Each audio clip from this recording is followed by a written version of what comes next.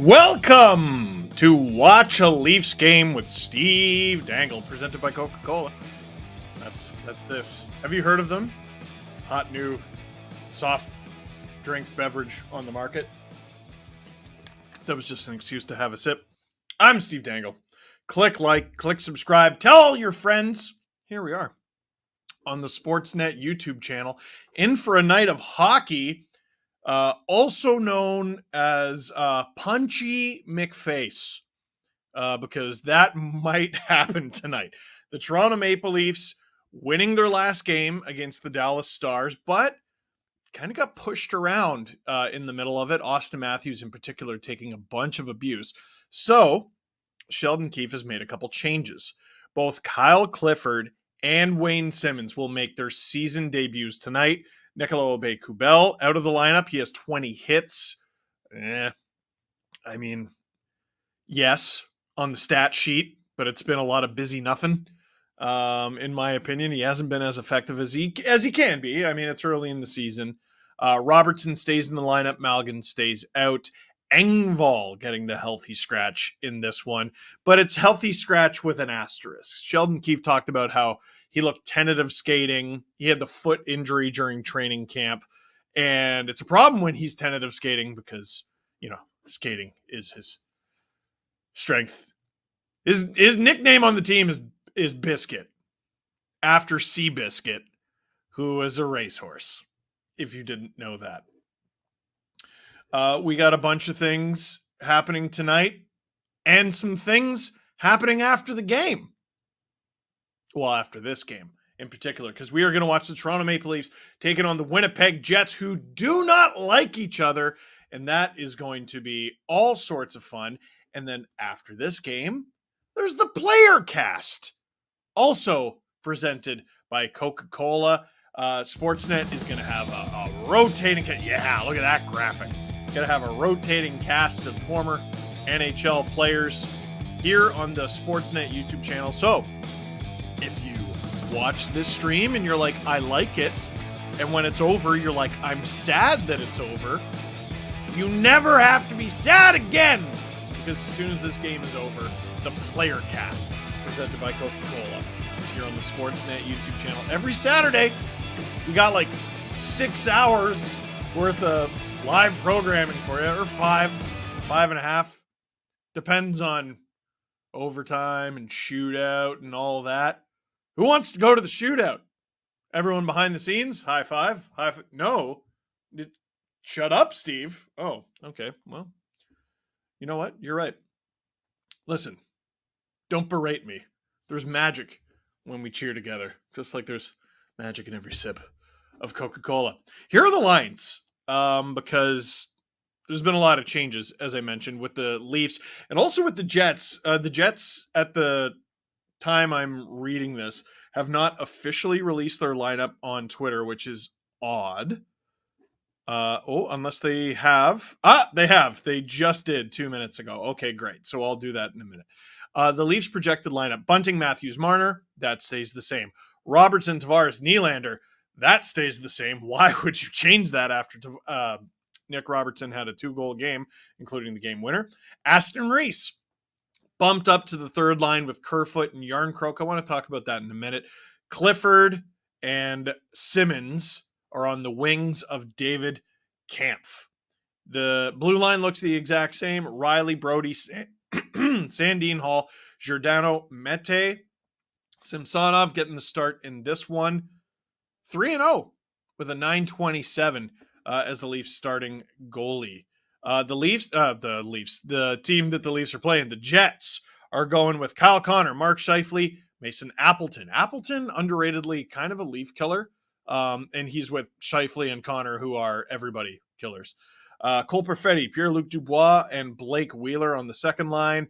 Baron Lowry, Maenalainen on the third line. Jets fans, you got to help me out with that one. I'm not terribly familiar with that player. Janssen Fjallby, who I believe they got off waivers last week or 2 weeks ago. Gustafsson and Sam Gagner, who is not only still in the league, but contributing and scoring on the fourth line. Blue line, Morrissey, Pionk, Dylan Schmidt, Stanley, and DeMello, Connor Hellebuck in net. If they are wearing the jerseys that it shows on the graphic with the red collar and the navy blue, those, I think it's the Heritage Classic one. Oh, mwah, mwah! Those are some really, really good jerseys. Speaking of good jerseys, don't be afraid to ask me questions in the chat. Producer Rob is going to be helping me out with those. I have some specific questions, but a lot of you apparently want to know my thoughts on the reverse retro jersey. So why don't we just talk about the Leafs and the Jets? I feel like the Leafs and the Jets retro jerseys are kind of similar in structure. Obviously, they're not similar in that they look the same. One looks like a Leafs jersey, one looks like a Jets jersey. But the Jets reverse retro this year is very simple, and the Leafs reverse retro this year is very simple. Both teams' reverse retro jerseys last time around inexplicably had far too much gray on them. So similar in that regard. This time, no gray. No gray. The Leafs, extremely simple. I like the simple logo. I like the two stripes. I like the shoulders. There we go. Look at that graphic. And for some reason, I can't quite explain why. It's the nostalgia, because I am an old. But the orange NHL shield in the chest. Oh, I love that. The reverse retro the last time, I wanted nothing to do with. I hated when they even wore them on the ice. These jerseys slap. I like them very much. I don't know if we have a graphic of the Jets one, but I got to say, I think they did a really, really good job. It's very simple, and they took a risk with it. It's a riskier jersey than the Leafs one, because the Jets logo, the old school Jets logo that they have, doesn't have the red, like, rocket, I guess, on it. They made it blue, but they stuck with the theme. The theme was this, what would you call it? Baby powder blue, light blue, I suppose. It's great. It's clean. It's lovely. I'll have seconds. I think both teams did a good job. Did both teams do a spectacular job? Probably not. Coyotes seem to be a big favorite of everyone's. The Kings. What else we got? Who had a really good one? The Panthers has people split. I think the Miami Vice style is sick, but it's not for everyone. Let's get to some of your questions. Oh, there it is. Before we get to your questions, there's the jersey. It's really simple. It's really good. If you're a Jets fan, you want that. Shut up. What a lot of teams have jerseys that are just way too busy. Way too busy. There's too much going on, and none of it's good. So I don't think there's anything wrong with going with a simplistic design. Now, you can go too far in that direction. Detroit, Chicago, those jerseys stink. Listen, I'm not going to lie. Those jerseys stink. But far and away, this crop of reverse retro jerseys, much better than the last. Much better than the last. A lot of the ones even people aren't that high on, I think are much better. Really like the Leafs one. Really like the Jets one. Questions from the chat here. Click like, click subscribe, tell all your friends here, and watch a Leafs game with Steve Dangle, presented by Coca-Cola. Swizzle, is having Clifford and Simmons in the lineup a sacrifice of skill? This is a great question, and I'm glad you asked it. No, it is not. Yes, it literally is, but we used to have this conversation about like the Randy Carlyle fourth line, because he would play Fraser McLaren and Colton Orr. And with all due respect to those guys who are tough nuts, like two of the toughest guys in the league back when they were doing it like 9 years ago, they couldn't really play a regular shift. And the Leafs, instead of going with an embarrassment of skill riches on the fourth line, tried to go gritty, but in the process, they weren't effective. I haven't liked the fourth line so far this season. They've got to take David Kampf off that thing. I don't think he's effective on the fourth line at all. You need him in the third line role. Don't love Kerfoot there. There's some changes to be made But I think what you should get from this is the Leafs have too many good players, and that is a good thing. And they get the first chance of the game and create a turnover here as the puck has been dropped in Winnipeg. God, these Winnipeg uniforms are great. Are we going to get the first penalty of the game? No. I saw an arm go up. It was for offside. Sometimes guys fall. It's fine. That's how it happens. This top line has got to be more effective for the Leafs. I think they're individually having decent performances. Matthews was battling all game last game. Bunting had the 2 assists. Marner drew a penalty while shorthanded. But they're not clicking as a unit 5-on-5. The good news is the second line has been quite good, even though they were on for the first goal against Dallas. I think fans have been so hard on the team, and I'm so hard on the team, is because they should be elite. I think they should be elite. On paper, they should be elite. This is a battle of two teams who I think are better on paper than they are in the standings. The Jets and the Leafs. I look at the Jets, even without Nikolai Ehlers, because he's not in the lineup due to an injury. And I'm like, this is still a fine team. And people are talking about them like they stink. It's just not true. Canada's got a couple underachieving teams. The Leafs are underachieving, the Jets are underachieving, and they hate each other. And they're playing each other on Hockey Night in Canada. I think it's a recipe for a good game. I almost said good match. That's the influence of my wife, who was born in Scotland. Rasmus Sandin taking it for a little bit of a walk.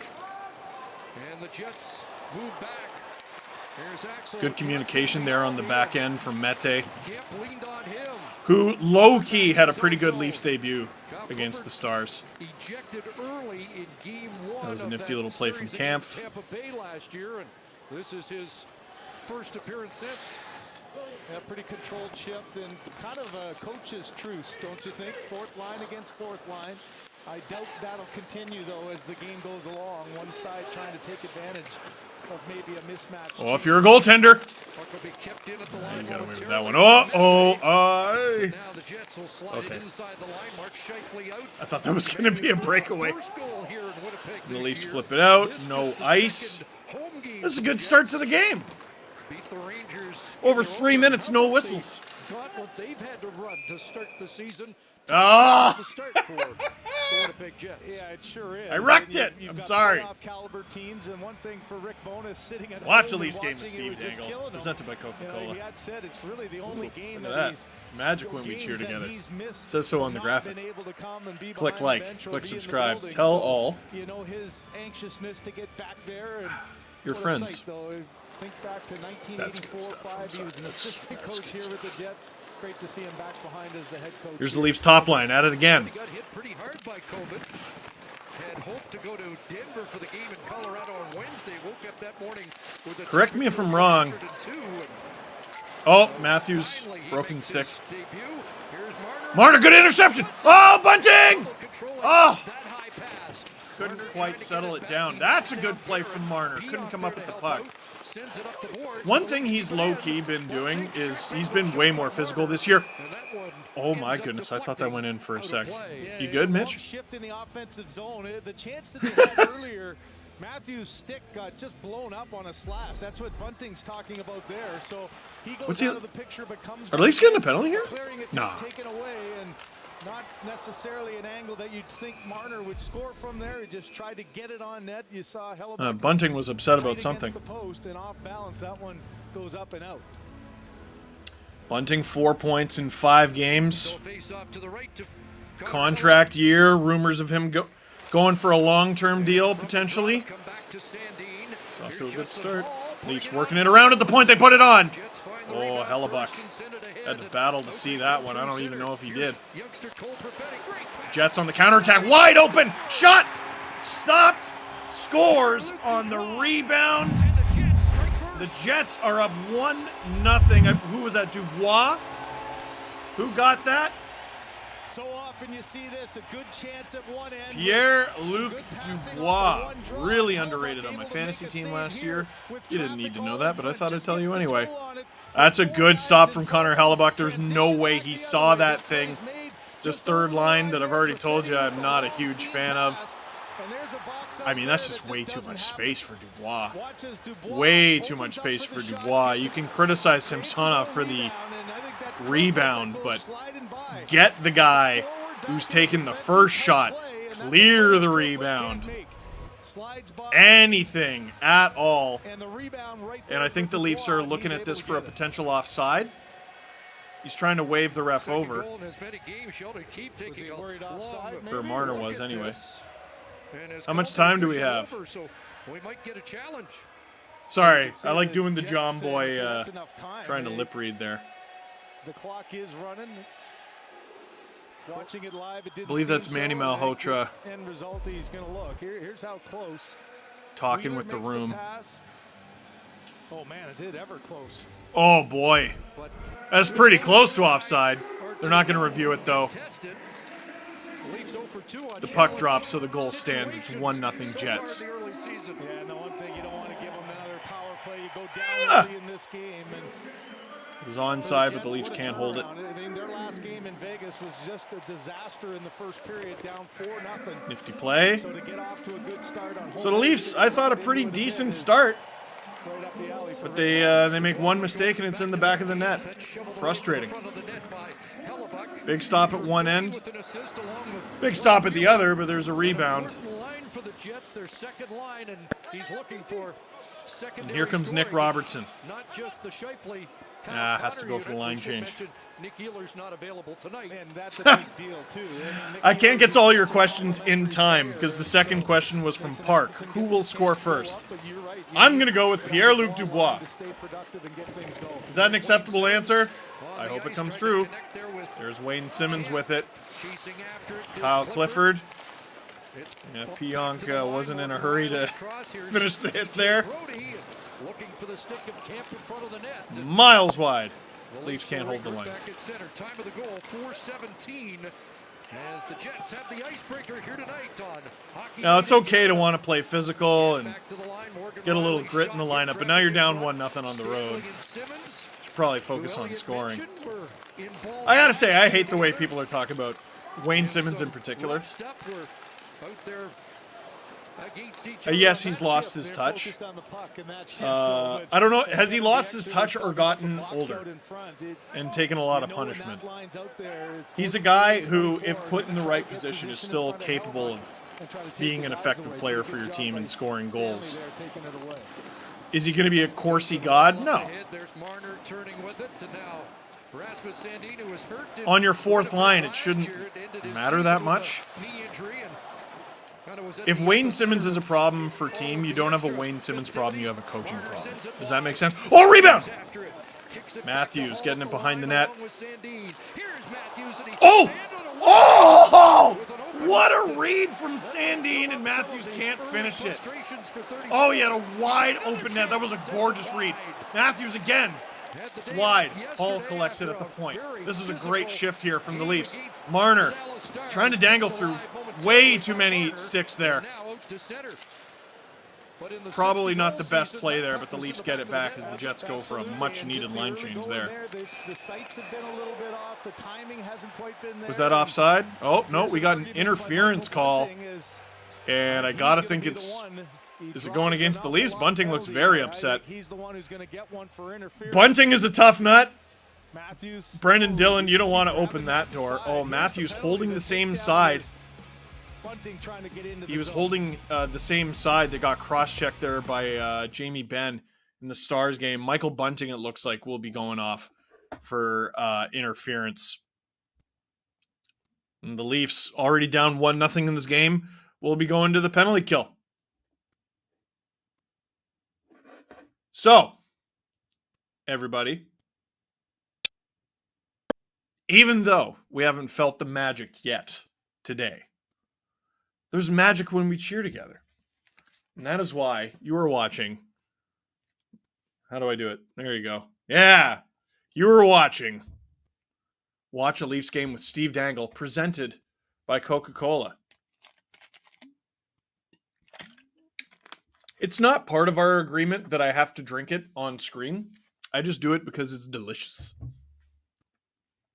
I like it. Sue me. Kathy in the chat. What's Leo's Halloween costume? I'm trying to remember what Leo's Halloween costume is. I can tell you what mine is. And my Halloween costume as the dad of a toddler is whatever the toddler wants. So I will be going as Blippi. Now, if you don't know who Blippi is, he is a child television star, but not on television. He's on YouTube. He's a big deal. Like, he had his own themed game for the Arizona Diamondbacks. Who has he had on his show? Andre Drummond, Shaun White, some other celebrities in the sports sphere. You can tell he's a sports fan. So I'm going to wear my big suspenders and big dumb blue and orange hat. I don't know what Leo's going to be. He was Blue from Blue's Clues last year in a costume that was way too big for him. Maybe it'll fit him this year. Here come the Jets on the power play. Power play. Both lit it up with the man advantage. I had the fizzy burps, I'm sorry. To Morrissey. Connor on the far side. Dubois in the middle. And Jets with the middle of the pack power play. Leafs with the middle of the pack penalty kill. So far this season. Oh, Samsonov barely getting there in time. I think Justin Hall might have helped there too. Oh boy. trying to clear, unable to do so. Leafs not able to clear the zone, but they do here thought about the 2-on-1, thought better of it. That unit was actually out there for quite some time. Last year, Winnipeg 40 seconds is kind of a long time on the penalty kill. 5 for 11. As the Leafs get it deep. We're difference makers when these two teams split. Home ice wins a year ago over the line. A friend just texted me, so I didn't see this in the chat. But the Leafs go down 1-0 and the stream gains 500 viewers instantly.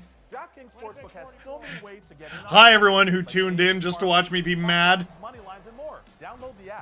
We got another interference call. This one going against Josh Morrissey. So the Leafs, for the second straight game, draw a penalty shorthanded. So apparently they do call picks. Does that mean we can't complain about Game 7 anymore? Oh, you don't know me. No. I'm still gonna. So we got 59 seconds of 4-on-4 here, just over 8 minutes into the game. And then after that, the Leafs should, unless they take a penalty, have a 1-minute power play. It's the Jets who break it out first.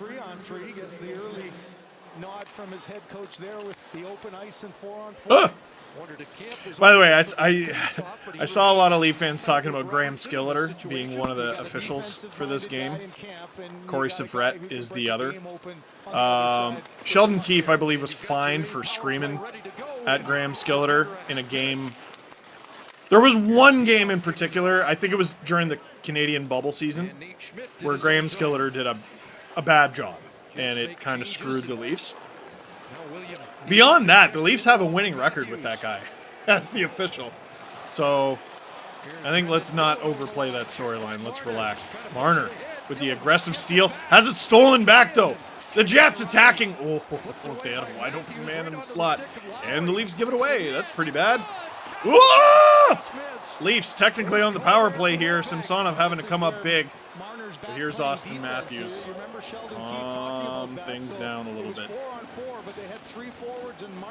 Leafs middle of the pack power play. Jets middle of the pack penalty kill. To start the season. 5 games. Oh, Matthews, great desperation play to keep possession. And now the Leafs don't have to gain the zone again. That's a bigger play than you think. Under 30 seconds to go, but a decent little chunk of time. You can get at least one opportunity here if you play your cards right. Riley Not the greatest pass to Matthews. Oh my goodness. Oh, low-key beast. And Tavares in alone scores! Austin Matthews with 2 desperation plays to keep the puck in the zone. It allows the Leafs to keep the thing in the Jet zone on the power play. Willie gets it to Tavares, who roofs it. And halfway through the first period, we got a 1-1 game. Look at Austin here. Look at Austin. That was the second one. And here's him celebrating. Hooray. Now, what did Tavares do? The guy who actually scored the goal. Willie draws in 2 guys. Jets, poor coverage there. And Tavares all alone. Oh, if you're Brendan Dillon, that's a frustrating one because it went right between your legs there. But that's a wonderful shot from John Tavares, who is having a wonderful start to the season. I know only a second goal. It's not like he's totally lighting it up, but he's put up some assists, and generally speaking, he's just playing really well. Halfway through the first, only 8 shots. Not exactly a barn burner, but we got a goal apiece. Oh, Kerfoot with it. He heard us talking smack and gave it away immediately. Maybe he'll score here. Maybe he will. I've never been so confused about whether a player is good or not. Kyle Clifford. I need one of Clifford or Simmons to score tonight because it'll be funny and also awesome. Whoa! Uncharacteristic rebound there for Hellebuck. Why did I pronounce it like that? What if I did it for the rest of the game just to bug me? And a penalty. And it's Kyle Clifford. And if the Jets score here, it's people are going to be grumpy. Clifford off for tripping.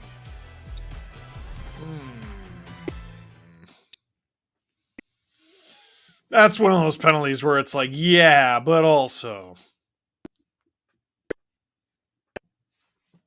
smidge soft. Smidge soft. Watch the Leafs game with Steve Dangle. I'm Steve Dangle. Hello. Click like. Click subscribe. Tell all your friends. Presented by Coke. Let's get to some of your questions in the chat. Justin, should I be worried about Austin Matthews? He's my worst fantasy team member. Well, that depends. Have you ever watched him before? It's a yes or no question. Like, I think the most concerning thing about Matthews, I was about to say it's not that he's not scoring, it's that he's not getting chances. But we saw him with a fantastic chance tonight. They're going to start going in. I think he's obviously got some bumps and bruises, but I mean, one of the best playmakers in the league in Mitch Marner, and basically his setup man, has not been great to start the season, and teams are playing them really strong, and the second line's been better. You know what I'm excited for is I wonder if Robertson continues to play well. Does Sheldon Keefe every now and then switch Bunting and Robertson? Because can you imagine Marner with those two to pass to? Bunting is the sort of player Tavares has had success with in the past. He played with some really gritty players with the Islanders. Willie would still be there. All of a sudden, if you have a second sniper up with that pair of Matthews and Marner, cover Matthews. Go ahead. They'll give it to the kid, and he'll snipe on you too. Oh, you figure out that the kid is dangerous? All right, that leaves Matthews open. I think it could be something that Sheldon Keefe goes to.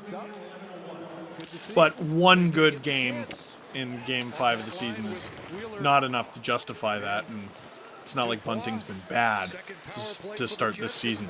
20 seconds gone in this Jets power play. Teed up and out of play.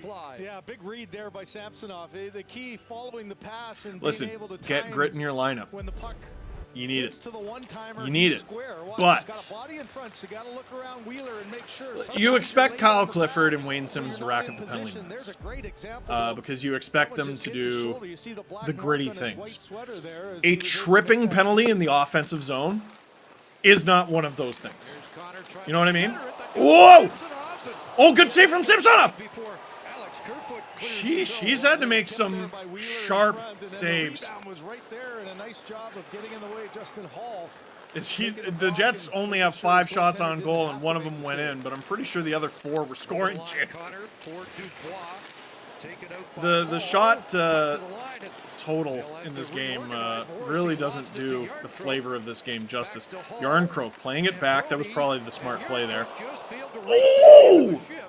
That would have been such a sexy play. Yeah, maybe his speed wasn't right up there as Brody looks skyward. A great Click thought, like, click just subscribe. didn't quite execute, Tell all just your a little friends too far in here on the front. Sportsnet YouTube channel. Can't get in, flipped Watch a away. Leafs game with Steve Dangle. Nylander tried to catch up to that. Is that William Nylander? Gagne got back. Gagne on the second power play. Is that William Nylander on the penalty kill? Goals with his new team. And here's On the purpose? answer. Perfetti fanned on the pass. Aston Reese. That took was, away, right? and the Leafs get another clear. And just a couple dozen seconds remaining in this Okay. second Winnipeg power play. Sick. Another pass. I was like, who's the right-hander The entries have been on the horrible, penalty kill? haven't they? You Obey think the Kubel? last power play, Oh, wait, the no, entry he scratched. created a penalty. Robertson getting the tail end of this penalty kill. Now just unable to gain the zone easily. One thing that the Marlies have done really well, pretty much over the Dubas era, I want to say it even started with the Lamoriello era, but even during Lamoriello's tenure as Leafs GM, Dubas was the GM of the Marlies. Every graduate, basically every graduate of the Toronto Marlies who gets called up to the Toronto Maple Leafs kills penalties. All of them. Well, Matthews, Zach Hyman, Connor Brown, Kasperi Kapanen, Andreas Janssen, Nick Robertson now. right there on his knees, right off the toe of Samson. Oh, man! Slide across and Scheifele That was a great save from Samsonov and a great block by Hall. Save there to thwart any chance. Man, he really is good game, bad game, good game, bad game. But he's had a couple pretty big plays so far in this game. The Jets have really been giving up that blue line to the Leafs tonight so far. Up ahead it goes off Manalainen. Oh, jeez! Barron trying to catch I don't up think to Mete that. knew where that was. Jets did. It'll be sent back to the line. DeMello across. Brendan Dillon right on. Easy pickings And Samsonov for Samsonov. gloves it down. 6:18 to go here in the first period. Jets even up the shot 6-6. Let's get to some of your questions. Matthew, will Patrick Kane be traded? I mean, yeah, unless the Blackhawks are stupid. Well, which Baker will rise to the top. They're not going to make the playoffs. They're rebuilding. The Baking Show continues tomorrow at 8 on CBC. Stream free. On They needed to CBC. get rid of Alex DeBrincat, who's like John Tavares 24, on the ice, the goal scorer for because they Toronto. want Bedard so Hit bad. milestone earlier with his 900th point. They might have more picks than the Coyotes by the time this is all said and done. He's got a few milestones lined up. Because the difference... Oh, Also in reach of yes, he's going to get 1,000 traded. games this year. Where? I don't know. Wham! 3 goals on Doesn't his get first through. 12 shots of the Robertson season. tries to glove it down, not able to do it. Behind the net. All of last year. Justin Hall gets on that pony, flubs it a bit, but he's able to get That it was out. a beauty to win it in overtime. Willie, against the noted defending penalty Stanley killer. Cup champions. The Jets are doing a good job in the neutral zone here. Oh, until that. Sends it down into the Toronto zone. I don't think there's been a thing I've said tonight that hasn't been jinxed immediately. No, there hasn't been a whistle. Dwayne Beep. Simmons, unable to get that pass cleanly. Cole Perfetti dashing back in. Here come the Here's Jets. former Whitby Way Wildcat too sending it comfy. to Logan Stanley. Shot disrupted. Simmons And with a Clifford block, finds it for Toronto and it works. Sends it out to center. There's another example for Perfetti that, you know, when you just get up, you probably dump that in and you don't have the patience to make a play and make a safe one, and that's what you hope to see. Do what you did in the junior. Did I think when you Simmons were should have made the successful Leafs out of camp? offensively, get the confidence to do it I at mean, the I end. wouldn't have had him in the opening day lineup. Knocked it down. Oh boy, terrible coverage here. Shot sails high and out of play. I wouldn't have had him in the opening day lineup, but what I said all summer long when Leaf fans were trying to mentally trade this guy is it's a long season, man. It's 82 games. And here we are in game 6. The coach is already like, all right, we got to spice it up. And sure enough, he's in the lineup. Watch a Leafs game with Steve Dangle. I'm Steve Dangle, presented by Coke. Tell all your friends, click like, click subscribe. That was all out of order. I like to keep it fresh. Maxwell, what's the most important thing for the Leafs to focus on right now? Winning. Yeah, no, that's not a particularly good answer, is it? Let me think. I have to have a sip of coffee from my Father's Day gift. It says, Father.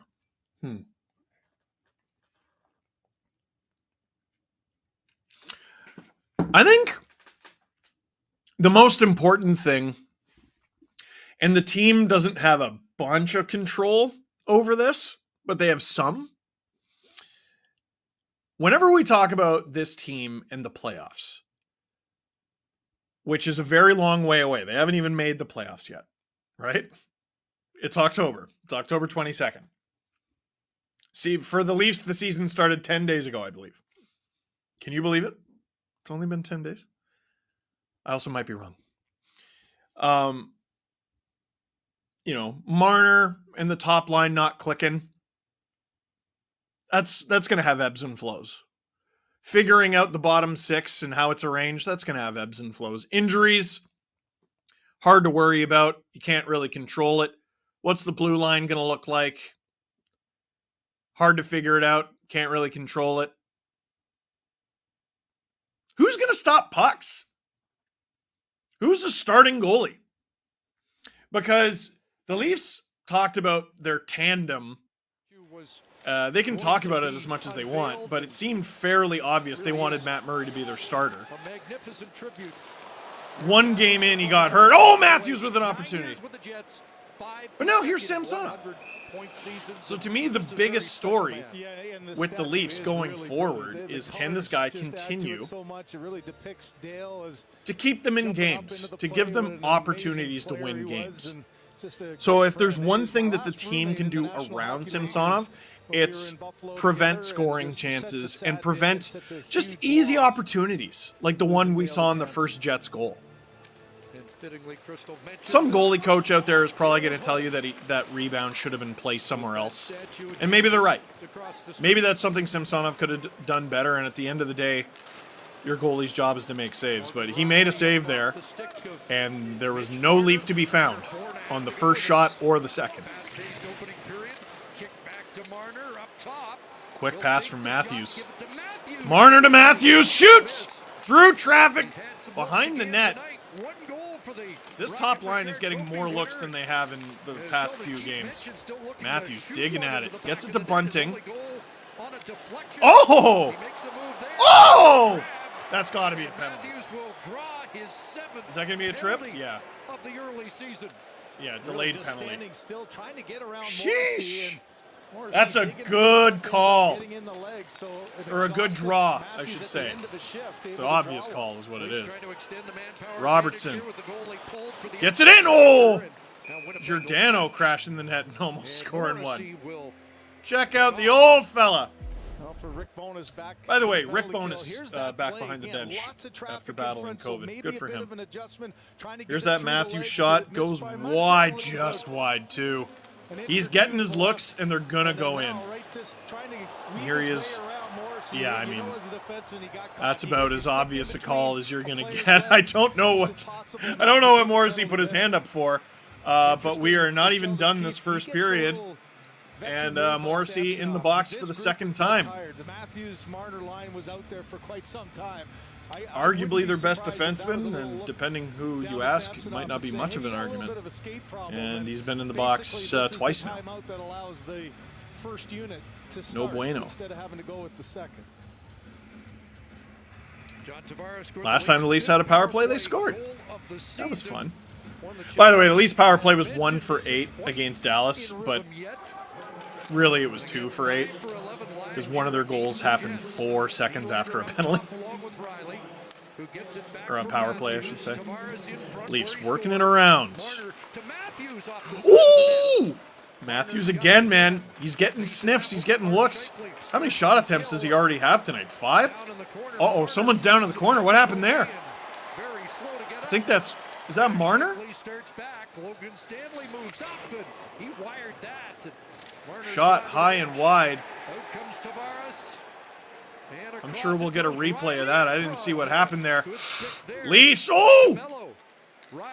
Oh, the Jets in shambles right now. Real chaos going on in the Jets' end. The shot high and wide. Leafs will have to regain the zone. Second unit already starting to make its way over the boards. Man, I gotta know what happened there. Looks like he's going to be okay and stay in the game. 5 shot attempts for Matthews here in the first period. Alex Kerfoot to add a power play goal against Dallas to Robertson and Sandin. Kerfoot to Robertson, working the point with Sandin. I love Sandin as a power play quarterback. He loves to shoot that thing. It doesn't get through, though. Jets chip it out. Still 40 seconds to go here. This has been an eventful power play, to say the least. To alleviate that pressure. Kerfoot talked about how important entries are for this second unit. Leafs with an effective entry there. I didn't even... They surprised me with that pass. Robertson working it around to Sandin again. Wham! And he doesn't get all that. It goes wide. Kerfoot holds it, though. Great job there from Kerfoot. Final 10 seconds of this Leafs power play. Oh, Kerfoot. Double clutch. Sandin shoots through traffic. Blocked. The Leafs keep possession. They can still score. But the Jets finally clear it. That was a decent power play, though. That was a decent power play. I don't know how many shots went on nets, but wow, did they look dangerous. Jets with a kill. Sandin to the line, and that's offside as Camp brings it in. Leafs work it through, but we get a whistle. Oh, Marner bleeding. Oh, that's bad. Oh my gosh, come on. So his reaction, looking to see if he's got a call, didn't get it. Oh, he looked wobbly there too. Defensively, just a great job of using your stick. Who was that who hit him? That was brutal. Hit him right into the lip of the boards. Chipping that one out of harm's way. Leafs had 6 shot attempts on that. Man, oh man. You know, we got the curved glass now at the benches because of what happened years ago with Zdeno Chara and Max Pacioretty. All of you watching, in our lifetimes, they're going to do something about the lip of the boards because stuff like that, there's just too high a risk of it happening. Now into the final minute of this opening period. I don't know what the answer is there. 2:28. I mean, does padding make sense? I don't know about that.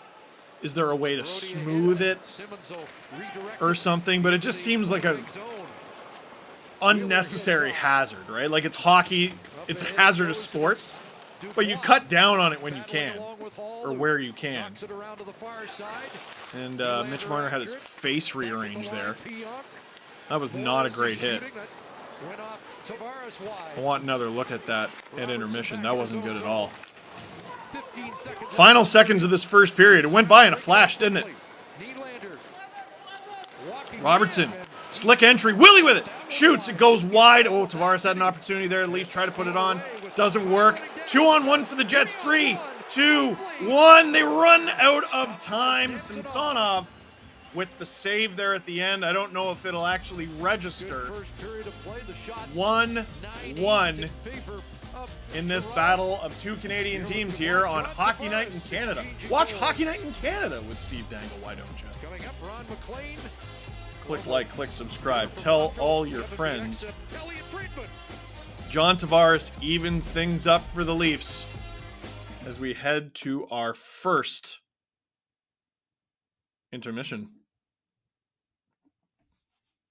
We do have the Marner hit. Thank you, producer Steph. Can we see this?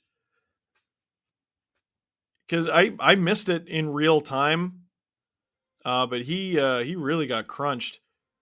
His face is a world of hurt there. Wham! Who's that, DeMello? I think that was Dylan DeMello. who hit him there. And Marner, I'm hoping he just stumbled there. We're going to watch it again. Oh my God, his face. Oh.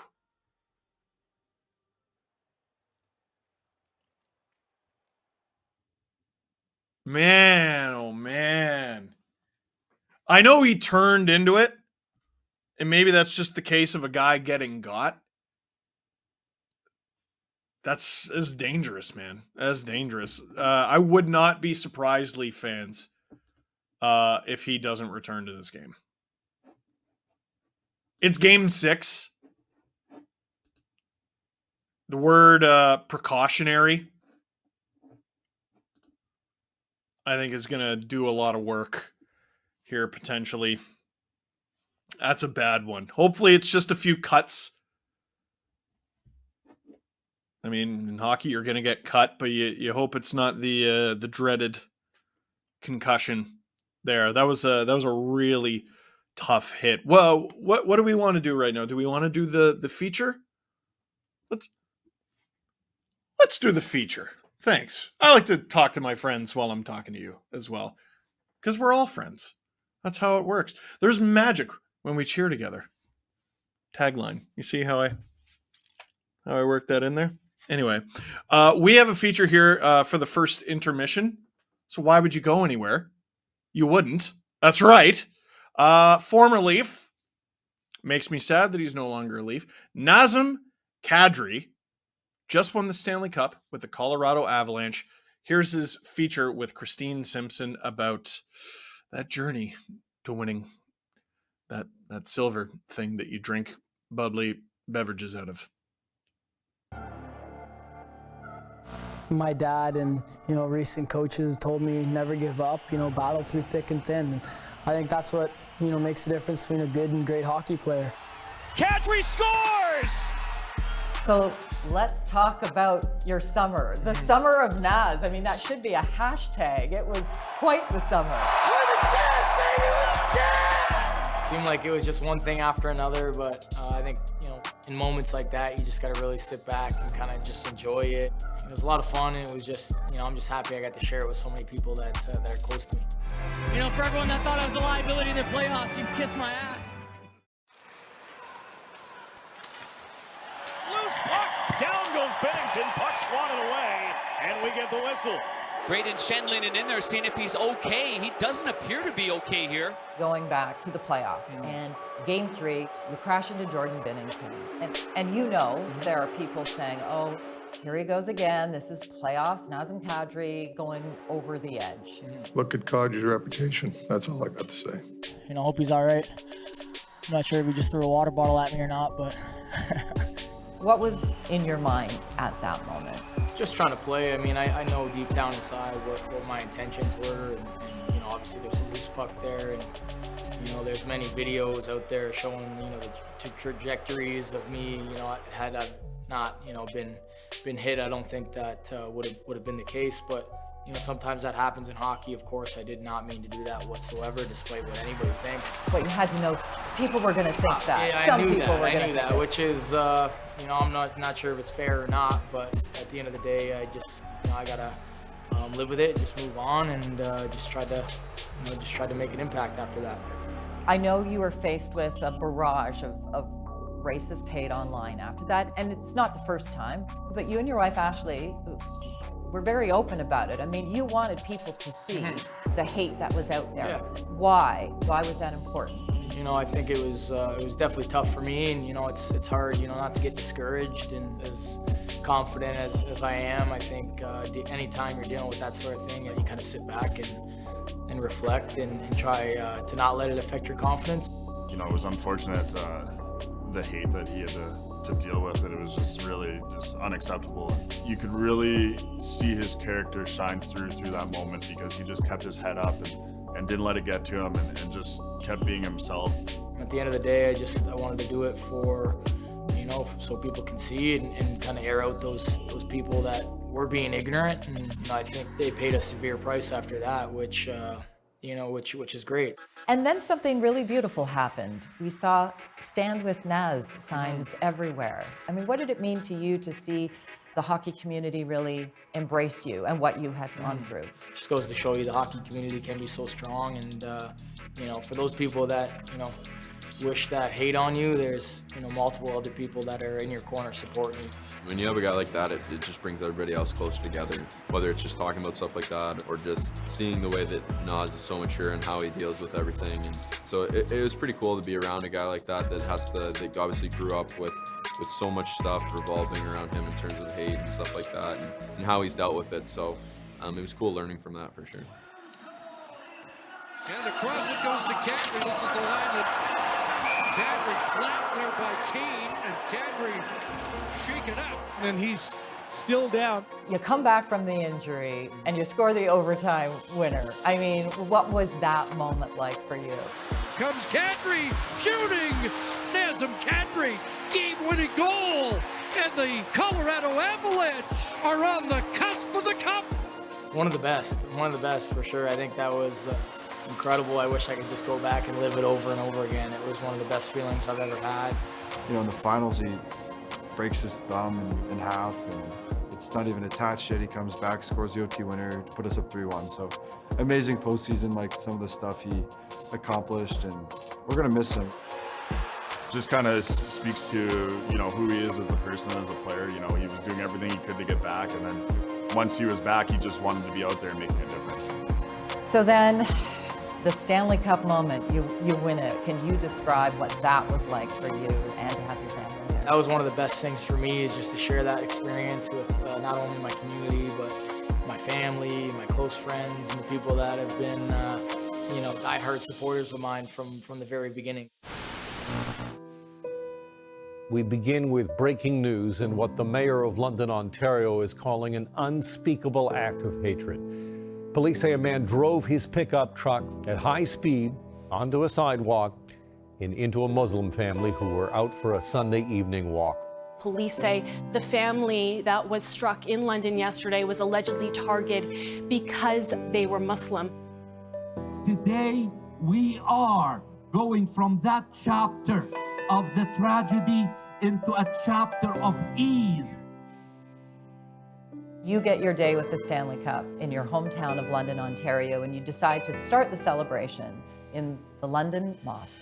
Can you describe the significance of that? What made you decide that you wanted that to be the place it started? Well, it's part of who I am, and obviously taking it back to your city, walking those streets and being around that area, going there several times, and just to be the first one to do anything is an absolute honor and a privilege. And that was the first time the Stanley Cup's been inside the mosque.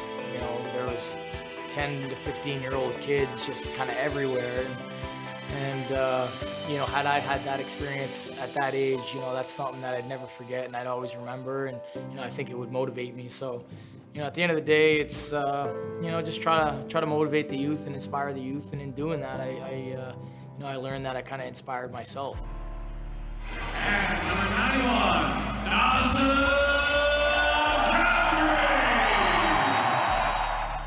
And here you are now in Calgary, Alberta, a team you snubbed a few years ago. Yep. Just this stage of my career, and I think winning's ultimately the most important thing. And with the moves Brad made in the offseason, I think made me feel really comfortable about coming to this city, and I think this is a team that can contend, and it's certainly not going to be easy. We can play with anybody, and that's the plan. He's got an open lane. Kadri moving in. He scores!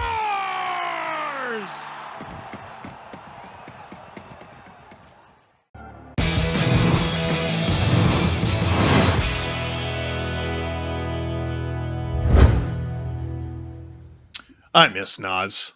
I miss him a lot. Single tier.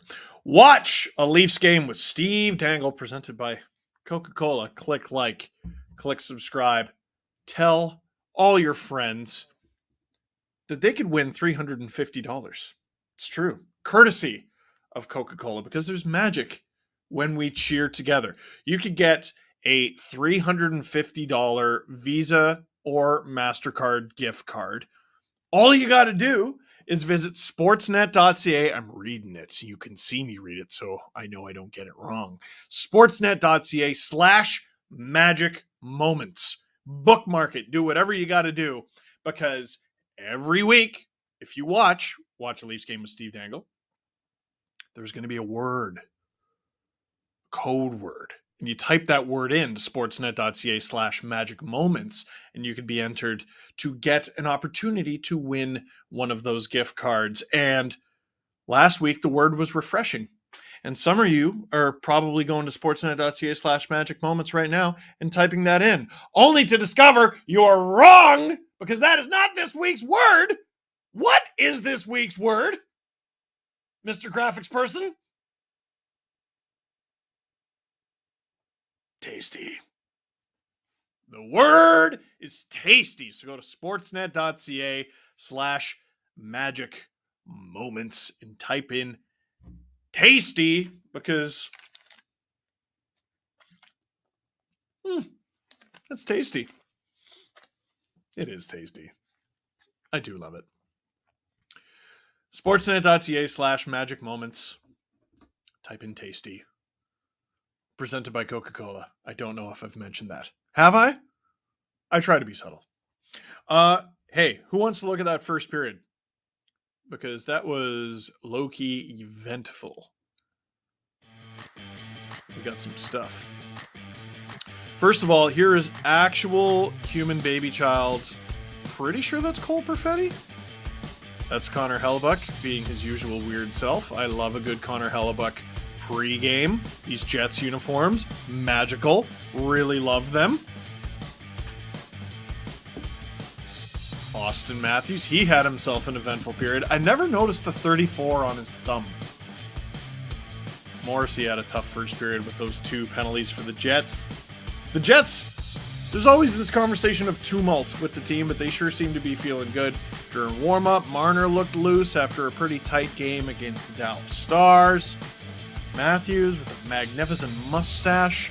Robertson coming off a 2-goal game against the Dallas Stars, and his brother, I don't know if you ever heard that storyline, John Tavares, by the way, the lone goal scorer for the Toronto Maple Leafs there. And this was an exciting first period, a tight first period. And this is the first goal, though. Pierre-Luc Dubois he's a big player, a strong player, and you can't give him that much time and space because he's going to make you pay every time. This was the save at the other end of the ice before the Jets turned it back up the other way. Kerfoot does not pick up his man there. It's definitely Dubois. And look at this. Lonely, I'm so lonely. He's wide open for the first shot, wide open for the second. He's going to bury those. He's a great player. Matthews had a great wide open look. Missed it. Missed that one. He did have a good period, though, but he's obviously still feeling the effects of that Jamie Benn cross-check, and Sheldon Keefe stressed about it because his 60-goal man appears to be ailing. But on the power play, Matthews, dogged effort. That was his second good keep. The Jets lose John Tavares in the slot. Snipes it. Tavares has been called overrated so many times that he's become underrated. You can't give him that much time and space. He will bury it. Look at that. The quick hands and tight. Oh, look at this. Choo, choo, choo. Are they doing that on the Hockey Night television broadcast? Are you going choo, choo, that was Mitch Marner getting just decked from behind by Dylan DeMello. I didn't like that at all. Are we going to get a look at him on the bench? Yeah, man. Roughed up in a big way. And we'll see if he plays the second period. I don't know. But that was a really exciting first period of play. We didn't see Kyle Clifford's penalty in there, but, fans are going to be looking for that. There's 2 elements, right? If things get ugly, can Clifford and Simmons calm things down and take care of business when they need to? There's the one storyline. The other storyline is, can the Leafs have these deterrents in the lineup? Because that's what Clifford is supposed to be there for. That's what Simmons is supposed to be there for, to keep the flies off. Well, number one, One of the flies already decked Marner's face into the bench. Or not into the bench, into the lip of the boards there. Not good. And second of all, Clifford put the Leafs down a man, not with an interference or like a hard check, something like that.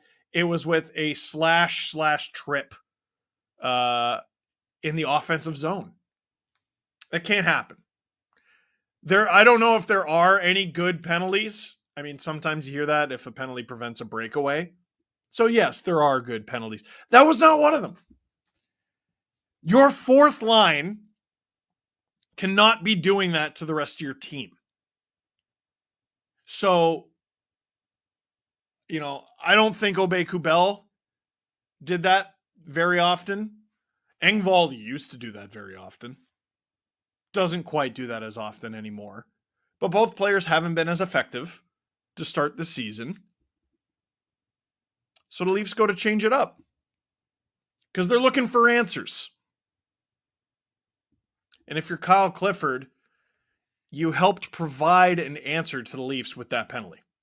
And he knew it. You could read it on his face.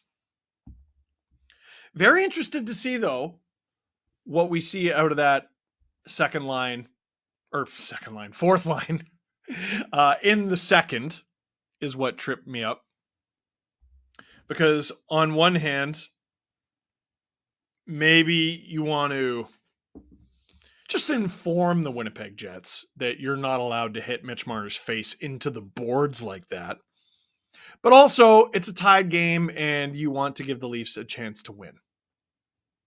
It's a real chicken and egg conversation. Well, keeping the flies off allows you a chance to win, but sometimes keeping the flies off costs you a chance to win. It is a conversation being had in pubs and bars and definitely on Twitter.com. Probably in the chat right now here on Watch a Leafs Game with Steve Dangle, presented by Coca-Cola.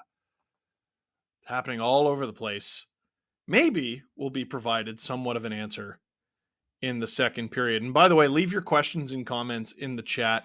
Producer Rob is in there doing a fantastic job. And why don't we start with this one before we get back to puck drop? Carter, who should be the Jets captain? Well, obviously we know it's not Blake Wheeler. He was the captain and they stripped him. I guess the question is, should the Jets' next captain be someone who is currently part of their leadership group? Or should it be someone else? Because if you give it to Mark Scheifele, you're essentially just giving it to like Blake Wheeler's best friend. And I don't know if that makes much of a difference. Holy smokes. Leafs escaped that situation. Nick Robertson, little water bug on the attack.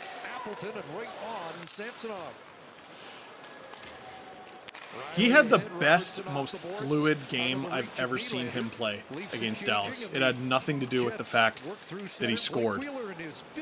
The fact that his game was fluid is what allowed him to score. The goals were the bonus, if that makes sense. Jets have the Leafs hemmed in a little bit here. Can the Leafs break it out? The answer is no so far. Yeah. And the Leafs get it out. Can they transition? Robertson, who flicks it in, played out. That went almost off the ear. Oh boy, a bit of a sloppy start here for both teams. Oh my goodness, guys falling all over the ice. Feels like Bunting spent most of the first period on his bum. Will the second period be a little bit better? Here he is on a 3-on-2. Can't quite connect. Oh, but he's making the Jets' job exiting the zone difficult. He's got to get off the ice, though. Oh, here come the Leafs. 2-on-1. Oh! Drops it. Giordano. Oh! Goes up and out. Good long stick is what happened there? Where the first pass was going to go. Turnover in the neutral zone, costly. Good job. Bunting creates the turnover, gets it to Marner. Oh, tipped away from Matthews, but right under Giordano's stick. Giordano coming through, and you're right off the Oh, Connor Hellebuck. To make that save and up and out. Really saving the Jets' bacon on that one. That was a great shift from the Leafs' top line. Heading into this game, didn't I say they weren't clicking? They don't quite seem right. That was a great shift. They had a pretty decent first period, too. Lowry will send it back and looking up ice to Mello. I said Bunting spent most of the first period on his bum, and then he proceeds to do like at least 3 or 4 really effective things in one shift. Zach Aston Reese out to Yarncroke. There's another guy who's trying to find his Leaf legs underneath him. He's a really effective player and has been for a long time in this league. I'm still waiting to see more from him. The Jets have really been giving the Leafs defenders a pass on that offensive blue line. I wouldn't be surprised to see a Leafs defenseman score tonight, or for the Leafs to get some sort of tip off a defender's shot. There's a lot of ice up there. The Jets are collapsing down low. See what he needs physically or skill-wise from that, even the bottom 6. Good movement there. Samsonov loves to play the puck, and I don't love when he plays it. He's been pretty good so far this season. I believe he had the one really bad mistake in the preseason, which is where it's okay to make mistakes. I just remember him being featured on Dangle's an abnormal amount of times over the last couple of years. There he is again. You can't help but wonder how different it is for Rick Bowness. Here come the Leafs with speed and numbers. Willie! Looking at his team, not on television looking at his team, it's so different. He said much Hold the easier line. there. Things seem so slow. They cannot. He's got to For a get brief feel moment, for, they okay, what you just mentioned, that third line, the Gustafsson line, and what's that makeup going to be? So a lot of little adjustments here for him. And Leafs doing a really good job staggering the Jets' entries and exits here to start the second period. Willie attacking. Oh, that was a tight, nifty play. Really backed Connor Hellebuck up, and he knows it. I love that guy, man. I understand why he drives you nuts. Listen, he drives me nuts sometimes too. I love that player. He's magic, and there's magic when you cheer together. Take what you're given. He's thinking pass. Watch these tight hands. Watch this. Watch this. Oh, I've got the lane. Choo-choo! Oh, that's cheeky. That go off the crossbar? To even attempt that on Connor Hellebuck. The quick hands got a little too staggering high. spot. Absolutely staggering. Really didn't give him much.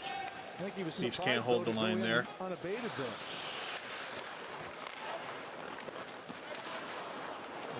This one of the biggest challenges with Justin Hall has been finding him a D partner where both members of the pairing look good. I gotta say, it's early on, but Hall and Sandin looks good. 1989. So 33 Matthews, he's been skating really well tonight, drops it off. Leafs can't hold the zone, and Marner's definitely gonna get a call there, isn't he? Oh, maybe not. The Jets come with numbers. Leafs exit and maybe get lucky there. Oh, Leafs hold the zone. Matthews! Shoot! Rebound! Where's the puck? Leafs hold the line again. Or do they? Yes, they do. Jets looking to get it out. What a chaotic shift. Holy cow. We're not even 5 minutes into the second period here. And that'll be a whistle. The fans with frustration has to be mounting for Matthews, but man, he's doing a lot of the right things. I'm surprised he didn't get that. I don't know how that's not called. What? How isn't that called? Sliding across to his right. Unless you think he embellished on the way down, I'm surprised. That's not like a normal puck battle. Conversation at the Leaf bench. Watch a Leafs game with Steve Dangle. I'm Steve Dangle. Click like, click subscribe. Tell all your friends here on this Hockey Night in Canada. Hockey Night in Canada with Steve Dangle. Toronto zone. Yeah, and there you just see Matthews. You wonder what's going on in your mind. You know, when you're so accustomed to the. I just saw that person's jersey in the front row. That's definitely not. Keep everything going from a what jersey is that? Keep that confidence. That's not what the logo looks like anymore. He'll go through little Eyebrow. stretches where these kind of things can happen. That's going to bug me the rest of the night. A year ago, he scored 28 on the road. Leafs get it deep. Hellebuck has to play it. Against the Western Conference. And the Leafs create a turnover there. If you're a goaltender, tend the goal. Uh-oh. The Jets doing a much better job of spreading the Leafs out here. Oh, but the Leafs hold it off. Here's Kerfoot. You busy bee. Loses the puck, gets it back. Brody, who had a great game against Dallas. Can't finish it. And here come the Jets with numbers. This is a problem. It goes wide, and we're attacking the other way. The Jets have really opened up the ice here. Over on that far side, it's Kemp. Heart-stopping pace here to the second period. This game's going to be done by 8:15. Oh, it's 8:16? Well, I was trying to say it was going to go fast. Sandin puts it on. Stopped by Hellebuck. Clifford in the corner, dug out by Camp, but the Jets get it back, but they don't clear. Justin Hall sends it right on. Rebound to Dubois. I thought that was going around. Hellebuck had to make the save. Yeah, he's at a minute 50 right now, so he needs Simmons to back with it. continue on to the bench, which he Camp does. flips it out. Goal in the first period, goals in back-to-back Still games. don't love David Camp on the fourth line. Dubois, who hit 28 last season. Listen, if you get a really good third-line center at the deadline and Camp is your fourth-line guy heading into the playoffs, that's fine. If Kerfoot is the answer up the middle on the third line, I just don't love it. I'm not saying trade him. I'm saying it's just not my favorite. Oh, Leafs bump into each other. The Jets get a breakaway. Huge save from Ilya Samsonov, and he covers it up. What happened there? Well, the seas parted there for Schmidt. Earlier on, two Leaf skaters back bumped into each other, causing a clear-cut breakaway. Samsonov has been huge in this period. Nate Schmidt, I think it was Nylander and Hall crashing into each other. Schmidt stopped by Samsonov. And after a pretty good start to this period, the Jets are starting to break through the Leafs' defenses, open them up, and get some scoring chances. Pitter patter. Let's get at her. Watch the Leafs game with Steve Dangle, presented by Coca-Cola. I'm Steve Dangle. Click like, click subscribe, tell all your friends. Samuel, do you trust Shelgren as the backup? Oh, here's that replay again. Phew. Man, Samsonov's been great for the Leafs. Thank goodness that didn't go in. Because Hall is the whipping boy for one part of the organization, or one part of the fan base, I should say. Nylander gets beat up by the other. So if this thing goes in, it would have been a problem. And I'm sure it would have turned into a conversation about the goaltending as well. But now, we're good. Shoo! You know what I need? I need a tasty little sip. Because that save was magic. There's magic when we eat together. There's magic when we cheer together. And there's magic when you get a big save from your goalie, who says adorable things like, have some smile. And he does. He said that after the game against Dallas. And I thought it was very cute.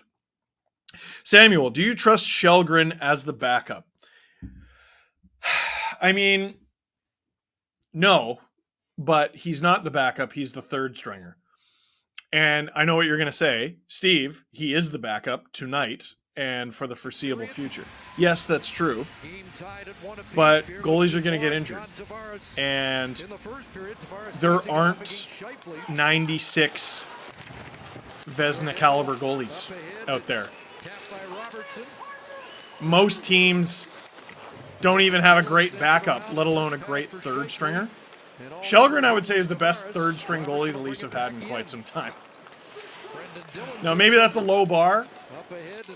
He did lose that game against Arizona. I mean, you all watched that game.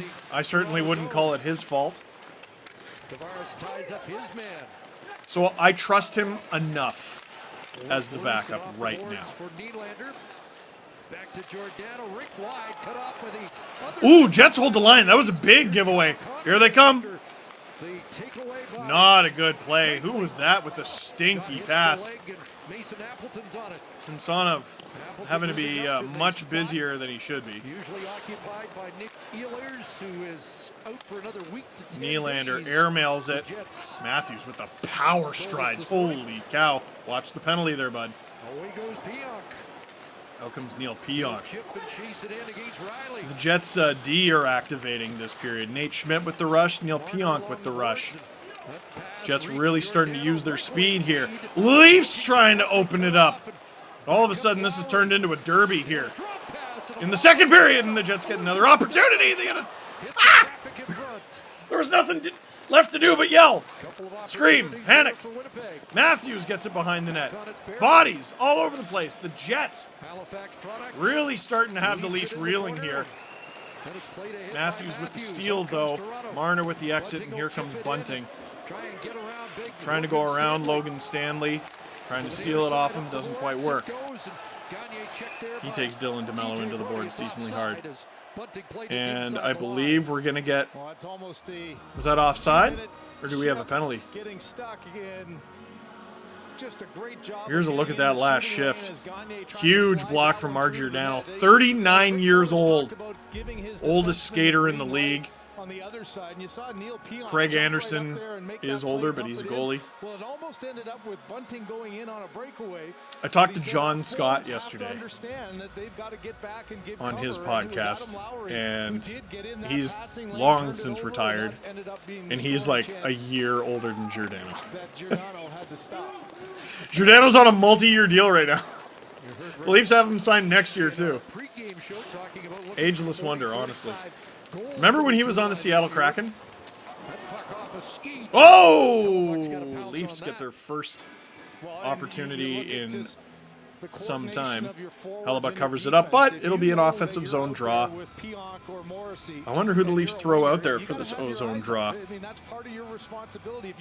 There haven't been a lot. Felt like they got a lot in the first period. A lot of huffing and puffing out there for the Winnipeg Jets. A bit of a different philosophy if your defense are going to be more active than maybe. Is it the Leafs' second line or top line? Top line was just out there. I think it's got to be Tavares and Robertson, right? Nope, it's the top line. And the Jets are away immediately. 3-on-2. Samsonov gobbles it up, but now it's a defensive zone face-off. I don't think that was really designed to be a scoring opportunity for the Jets. I think they just wanted the whistle, although Blake Wheeler's staying out there. DeMello did the right thing. The forward didn't back him up, and he's trying to reinforce that. Looks awful tired, though. Responsibility for the forwards. Watch, he's going to score. The defenseman be more Please no. And the game's pretty much similar for every team in the league, but your head coach has a few different nuances that you have to get accustomed to. Man, teams are really attacking Marner, but he draws in 2 Jets there, and that allows the Leafs to attack with numbers. Matthews tries the dangles, doesn't work. Marner doing a good job to scamper back, and Sandin as well. Who's going to break this 1-1 tie?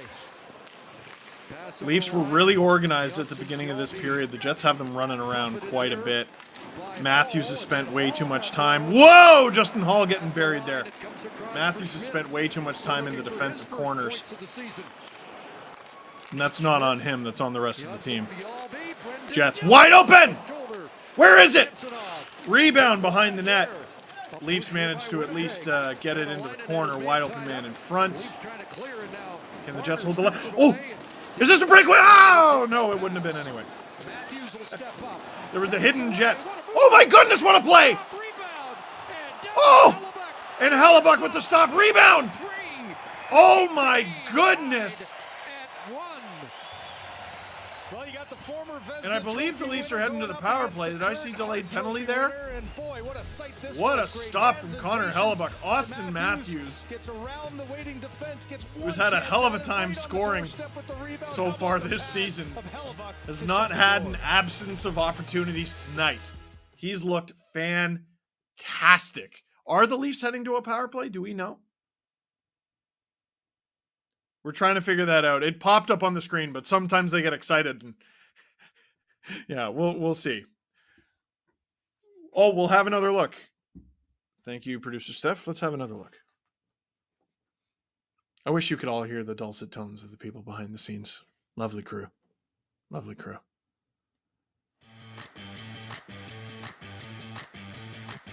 Here comes Matthews. Oh my goodness. Choo-choo-choo. Disgusting. I can't imagine where the penalty would have been. David Kampf helps create the turnover. Matthews. That's such a disgusting play. Can you imagine if he scored there? Goal of the year candidate if he scores there. The spin, like even the gall to try that. Like how stupid would he have looked if the spin doesn't work? He gets the puck stolen off him and the Jets attack the other way with numbers. But instead, Hellebuck makes a hell of a save. This game's been fun, eh? It's been really fun so far. Really good. Really good. I like it. Most fun Leaf game of the season so far? Like just in terms of pure entertainment value? The Sens game was good last week. I like the Capitals game as well. The Arizona game, like we should agree to like bury that under the earth's crust. We should all just agree to never talk of that again. It's a great game. Mikey in the chat. What's the last song you listened to? Well, Kylie gets stopped there, but you saw a good sign, didn't you? Yeah, that was just your instinct. Sunlight, I think, by Hosier. Hosier. Sunlight. I like it. That's the last song I listened to on Spotify. Like, realistically, like, I have a 2-year-old, so the last song I listened to was probably like, I think it was the Paw Patrol theme song. We avoided the Paw Patrol era of his life for so long. Good stop from Samsonov. We avoided the Paw Patrol phase for a very long time. But at some point you get sick of the Wiggles. You get sick of Blippi. You get real sick of Coco Melon. That'll be enough, Coco Melon. If I never hear Coco Melon again, I'd be okay with that. No, not Coca-Cola. Coco Melon, it's totally different. Coca-Cola is A-okay. You can stay. You can stay. I'll listen to any song you make. Coca-Cola. Yeah, Paw Patrol. That's where we're at. Whoa, Samsonov can't hold on to that. Jets attacking. Jets have had the Leafs in their own zone for quite a chunk of this second period here. They just look really fresh, really fast, really efficient, and oh boy, that's an unbelievable amount of time there at the side of the net. The Leafs are reeling right now. Didn't the shift just start? Holy cow! Jets at the point. Get it! Oh, this is brutal for the Leafs here. Mete finally gets it to Yarncroke, gets it to Kerfoot. And even if the Leafs are tired, they really have no choice but to attack because the Jets are just going to come back the other way again. Kerfoot with lots of time and space, though. Doesn't pass it. Just rings it around. We still have it, though. Oh, shot! Matthews has got to be in double digits for shot attempts so far tonight. I think he's having a fantastic game. Here come the Jets with numbers. Off balance, though. Boy, Keefe is really giving Sandin a ton of ice time tonight. Doesn't really have much of a choice with Jake Muzzin out. People forget Sandin was really a workhorse on the Marlies. Leafs cheating for offense there.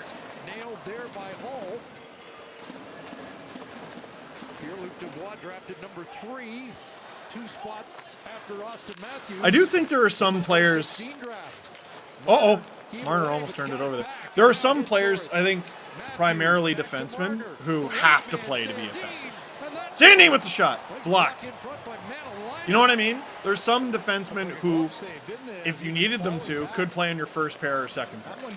But they couldn't play in your third. It's a difficult adjustment for some guys. Willie with it. Getting pushed back, but drives in. Drives around. He's got bodies in front. Riley puts it on. Where is it? Rebound. It's loose. Tavares trying to whack at it, but Hellebuck covers it up. Well, Hellebuck just trying to look through traffic on the last There's play. Logan Stanley, who's 7'8". You got 3 going to the net. If this one gets through, It's not true, but you did a double take, didn't you? Leafs with a bit of an answer back shift there after a really tough first shift after the commercial break there. Third line getting absolutely dealt with. And Hellebuck won the race.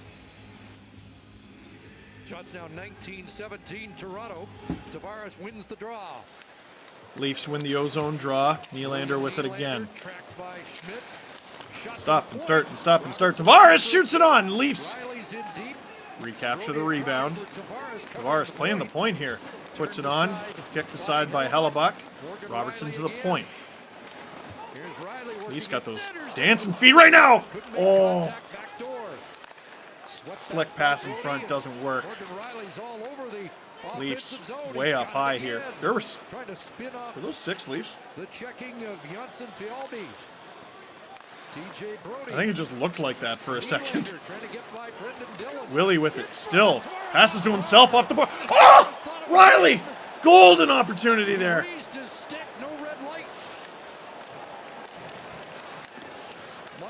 Unbelievable there's only been 2 goals in this game. It feels like both teams could have 5. Outside the line, and that ends up in the link bench, and we'll get a look at how close John Tavares came. Tavares not loving that. All that effort came off of a one. What happened there? It is right off the bar twice.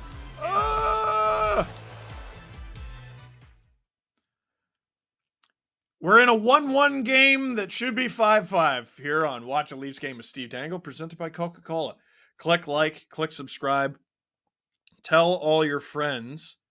B asks, will the Leafs trade for a goalie? It is way too early in the season to make that bet. I'd put money on it because based on the movie that we saw last year. The movie that we saw was Peter Mrazek, who had good numbers in an injury-prone season. Gets hurt after the first game. Matt Murray, not a great start, but good numbers last season in a season full of injuries. I shouldn't say injury-prone, but in a season with injuries for the Ottawa Senators. He gets hurt after 1 game with the Leafs. Mrazek's season wasn't able to start last year. He never really had a chance because of his injuries. And now here we are, potentially in the exact same position. Now, if Murray can't get his feet underneath him, or if he can't return because he's hurt, yeah, absolutely. I see the Leafs trading for a goalie. I know I love him, and I have a bias towards him, but like James Reimer can make a lot of sense. I expect Minnesota to get much better, but if they don't, Marc-Andre Fleury could make some sense. Can imagine a lot of playoff-bound teams would be interested in Marc-Andre Fleury. There are options out there. Lower-end options, higher-end options. There's options out there. Logan, is the Blue Room done? Yes, it is. It is all the way done. All the walls. I mean, there's a few like minor things like I got to get some pictures printed. 41-28 are the shot attempts in favor of the Leafs. And I got to think half of those are from Matthews. Simmons! Oh, between the legs! Scores! David Camp takes the between the legs pass from Wayne Simmons! Barreling towards the net. Jets fans, I think, might be screaming that that should be interference there.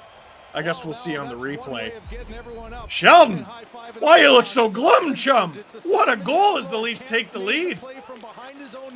Oh yeah, Simmons bowling over his man. Between the legs to David Camp. Yeah, the Jets are really upset there. Between his legs, Scheifele can't get it and coming in deep. I didn't see who that was. Was it Scheifele? He made the play behind his own net. He puts the puck in the net at the other end. really upset Second of the about season Wayne for Simmons. Kemp, and Sheldon Keefe mentioned The that non-call whenever there. Kemp The Jets are scores, going to be it just screaming seems to that be a that should have been big goal. The interference. Regular season Leafs, I think, and would argue postseason are 14 it and was 0 either when he battling has for scored. body position or just a bump. I have a buddy watching this game right now who cheers for the Jets, and he's a ref. I can't wait to hear what he thinks of that one. Simmons and Clifford getting assists on that one. Absolutely hilarious. The discourse will be immaculate, and here come the Leafs again after taking the lead 2-1. Stop sign. Shot from Yarncroke. Doesn't go. Big hit there is Hall taken to the boards by Dubois. who's Jets been will a get it out. physical force tonight. Dude, this game rules. This game rules. Listen, I'm not going to lie to you. Every game that we watch, we have fun, but not every game is good. Sandin really not doing great there, but he made up for it. And Matthews is a wizard. Listen, we'll always have fun, but not every game is good. Last year, I'm pretty sure we had a watch a Leafs game with Steve Dangle for I want to say a 2-0 loss to Pittsburgh. That wasn't a good game. That game sucked. This game's great. As Samsonov, who's having an amazing game, makes a big save, and here's the game we expected in Winnipeg. The Jets go down, they crash the net, and all of a sudden there are some grumpy gusses. Leafs looking to protect their goalie. Guys on the other bench notice nothing too a untoward. goal for your opponent. So trying to come right back, and there's that quick release, Barron, and nice job of Bunting trying to clear Yeah, away. and of course it's Bunting who starts it. I mean, it doesn't even. Ah, He never even looked up. who doesn't love having a rat on their Not team? allowing that puck to come across in a pass. He gets it What did between Curtis his Gabriel pads, say in the finds it 5 there, seconds and that he was a Leaf with last all the year? You're a chaos greasy and little frenzy, rat, kid. The goaltender dialed in, just never even took a look. Grabs I guess Barron. they shouldn't be all that surprised here. Oh my goodness, It's Samsonov Ilya to start Samsonov this. in the What? National Hockey League, so call him Shout out to Samsonov. whoever on Sportsnet stat staff came up with this. Last year, a 9-0 Samsonov knows how to start a season. Holy mackerel. Pretty easygoing personality. At least you get the I did not sense know from that this the guy who didn't even get a interviews, qualifying I guess, when offer you're from the Caps was virtually unbeatable through the first month of the season. Good gravy. He's been great tonight. And hey, he took the opportunity. He could have gone maybe on a longer deal. You can definitely count on him to at least make the first save. There have been a couple instances this season where there have been goals on a rebound. The net's his, and he's taking it. But rebounds, they're not all made equal. Jets trying to push back here. There's blame to go around. Again, drops it off for Shifley, sends it across. Off the stick of Appleton. Oh, Jets! Oh, what a stop! And the Jets have come close. Oh boy, Tavares almost got his head taken off and Robertson got hit. And the Leafs, yep, there's going to be a response. Here we go. This is what we expected here on Hockey Night in Canada between the Leafs and Jets. Confetti gloves. Nick Robertson and Neil Pionk, probably the two shortest guys on the ice. These aren't the guys we expected. Grabbing each other. And who are the guys fighting? Riley? He's not afraid to go. Nick Robertson after a hit. And I can't tell what Jet that is because the jersey's over their head. Morrissey? Yeah, Simmons. His ears are up. It's a double effectiveness, and you see the reaction there. So I'm glad Riley stepped in because if he didn't, Tavares was gonna, and I don't want him fighting. And there was absolutely no hesitation by Morgan Riley. He and Brody. That was a hefty run at John Tavares, and Robertson ended up getting hit after. Those were a couple. So Brody was going in after him. Appleton grabs him, and Riley ends up getting him. There, you see Tavares off balance? That's from him almost getting rocked. Robertson gets rocked. Gets right up, though, I believe. He took a couple pretty stiff hits against the Dallas Stars and got right back up. And then John Tavares with Shifley. And would you look at that? It didn't have to be Wayne. It didn't have to be Kyle. You don't need tough guys or designated tough guys in your lineup to stick up for yourself. This is what I've been saying about the Leafs for years. I think a lot of Leaf fans would have respect for a Leaf player going into a fight and completely getting their ass kicked. I said, though, that kind of reaction. Like, there were some Leaf fans who were too willy-nilly about, like, oh, someone should have fought Jamie Benn. Jamie Benn is a really tough player. I can confidently say whoever was in the Leafs lineup last game probably would have got beaten up by Jamie Benn. But that's your 60-goal scorer getting cross-checked in the back. Show you care. I don't see how the Leafs is Riley getting kicked out of the game? Or did he just get 5 and 10? Just wondering if Riley's so Bonus is complaining about something. Probably complaining that the Leafs should be getting an instigator here. Simmons and Pionk having a nice conversation with the refs there. I mean, you could argue there should have been a hold there on Tavares that led to him almost getting absolutely rocked. And no disrespect to Nicky, but can you imagine if it was Tavares who got rocked? That could have gone real bad. To be coming up and dealing with him. Long conversation here. I mean, Simmons is on the ice, which confidently means the Leafs are not on the penalty kill. Oh, boy. Clifford and Simmons on the ice for the next shift. Who wants it? Well, now look who you got on the ice here. You've got Clifford and Simmons out against the... Well, looks like they're going to play hockey for the time being. So Riley gets the extra aggressor. It's not like the Jets are loaded up with tough guys either. Like, they continue on at even strength. They play feisty, but I don't really see them wanting to fight. Clifford battling in front of the net. I mean, we're forgetting that this is the line that just scored 2 for the Leafs. This is the line. This is the reason why the Leafs are leading right now. The Jets laying the body. They're not backing down from the Leafs sending out the tough line. But here's David Kampf. Oh, Clifford almost buries one. What we call a scoring chance, ladies and gents. Jets attacking. Where did it go? It's in the corner. Simmons throwing the body. David Gustafson to the line. Jets with it at the point. Brendan Dillon redirects that. Manalainen parked behind the net. Did he get I don't know if you heard that snap. Matthews laying the body, which he has been consciously putting more effort into this season. Jets throwing the body. This game rules. Sent down the ice and icing waved on the play. Schmidt up the boards. If this is your first Leaf game of the season or your first watch a Leafs game with Steve Dangle of the season, you tuned into a good one. Also, I don't know if you've noticed, but we haven't frozen once. Just saying. Oh, I jinxed it. No, I didn't. Here come the Leafs. And they're going to score. Matthews. Ah, rebound. And here come the Jets. Up the other way. This game rules. This game rules. Uh-oh, it's getting less good. Oh, the Jets had Samsonov beat, but the Leafs swatted off their sticks. That could have been a one-timer.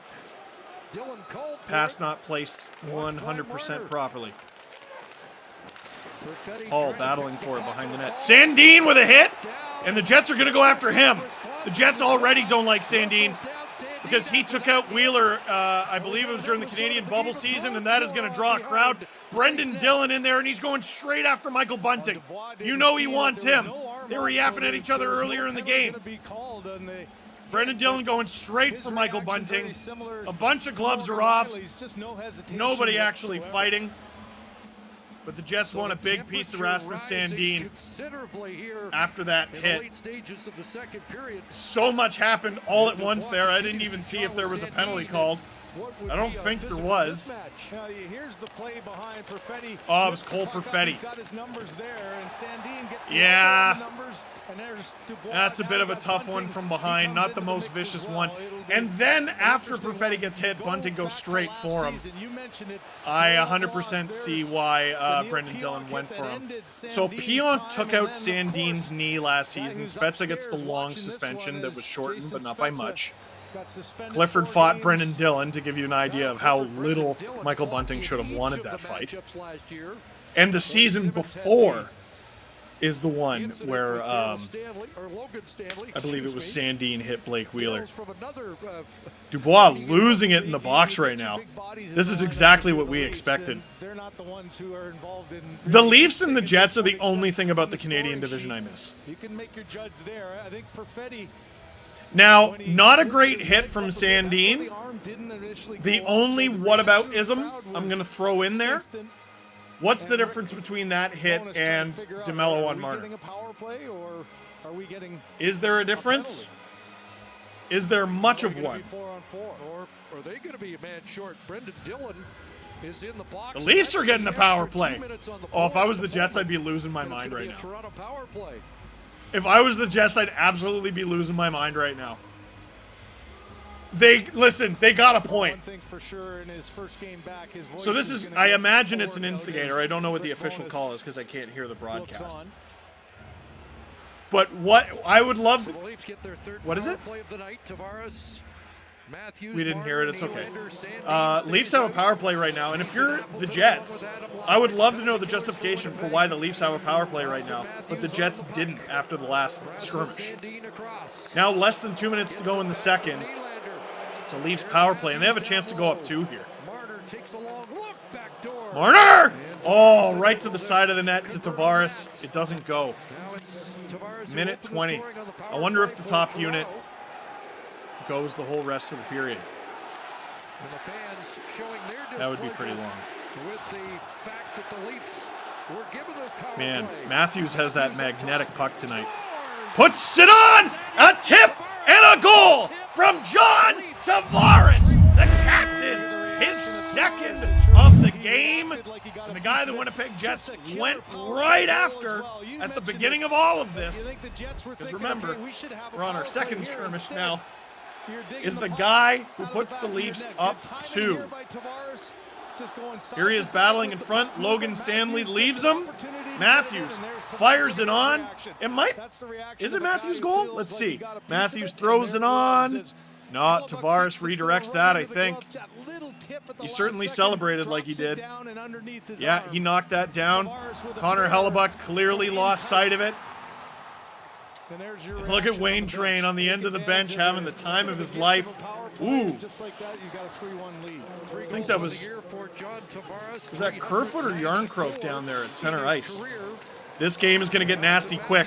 Who was that on the Jets there? Throwing an elbow. This game is going to get nasty quick. 18:56, time of the third Leaf goal. Here in the final minute. It's a 2-goal game, man. It's a 2-goal game in 2022. Like, it's not over. You can win this still. Along the boards against Schmidt. David Camp getting it back. David Here's Camp. a centering play. There's it in front, loose! Leafs scamper back instead of attacking, and that's probably the right play there as Pionk dumps it. By Scheifele, gets it to Connor. That was a fortunate tip. Reached the target, and the Leafs let up there from a hit. They just want to get out of this second period with a 2-goal lead and no other nonsense. 5 seconds to go here. DeMello with one more rush. Samsonov with the late stop. And the Leafs take a 2-goal lead, up 3-1. Heading into the third, but some yapping here at the end of the second. Some extracurriculars here at the end of the second. Folks, you are not going to want to miss the third. What a fantastic game we've had here on Watch a Leafs Game. Watch Hockey Night in Canada with Steve Dangle, presented by Coke. Click like, click subscribe, tell all your friends. Let's have a look at the Leafs' last 2 goals here. Simmons bats it between his legs to David Kampf, and it worked. Jets losing their minds after that one, saying Simmons probably should have been called for the interference, and here it is. Colliding, not sure which Jets player that is. And he immediately, there he is, yelling and screaming. Was upset about that. Probably want another look at that later. The Jets, I'm not going to lie, the Jets have reason to be upset for a couple of calls there at the end of the second. And there was Matthews on the power play, floating it on. John Tavares just knocks it down, I believe, under Connor Hellebuck's glove. And this is why I hate the discourse around Matthews struggling to start this season. No, he hasn't. Have you watched them? Listen, the Arizona game was garbage. I don't know if anyone looked good in that game.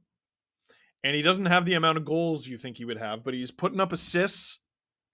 He's playing well. And they're up 3-1 right now.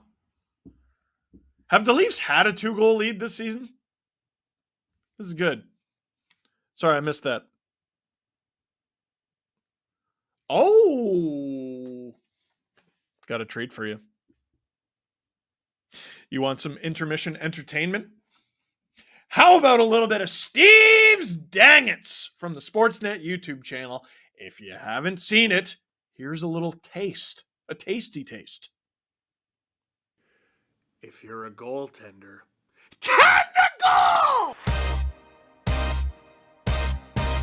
We're back. Hello and welcome to another season's worth of Steve's Dangits, where we take a look at the biggest dangits from around the NHL. What's a dangit you haven't been watching for the last few years, and shame on you, that's a dangit. But since you asked, a dangit is anything that just makes you say, dang it. It could be a silly decision, a giveaway, Cale Makar making you fall on your bum, anything. And as always, it is best to remember that if you're a goaltender, tend the goal! And if you don't know what I mean now, oh, you will. Let's get started. There's got to be a first dangit of the season. Who should it be? I think we all know the answer.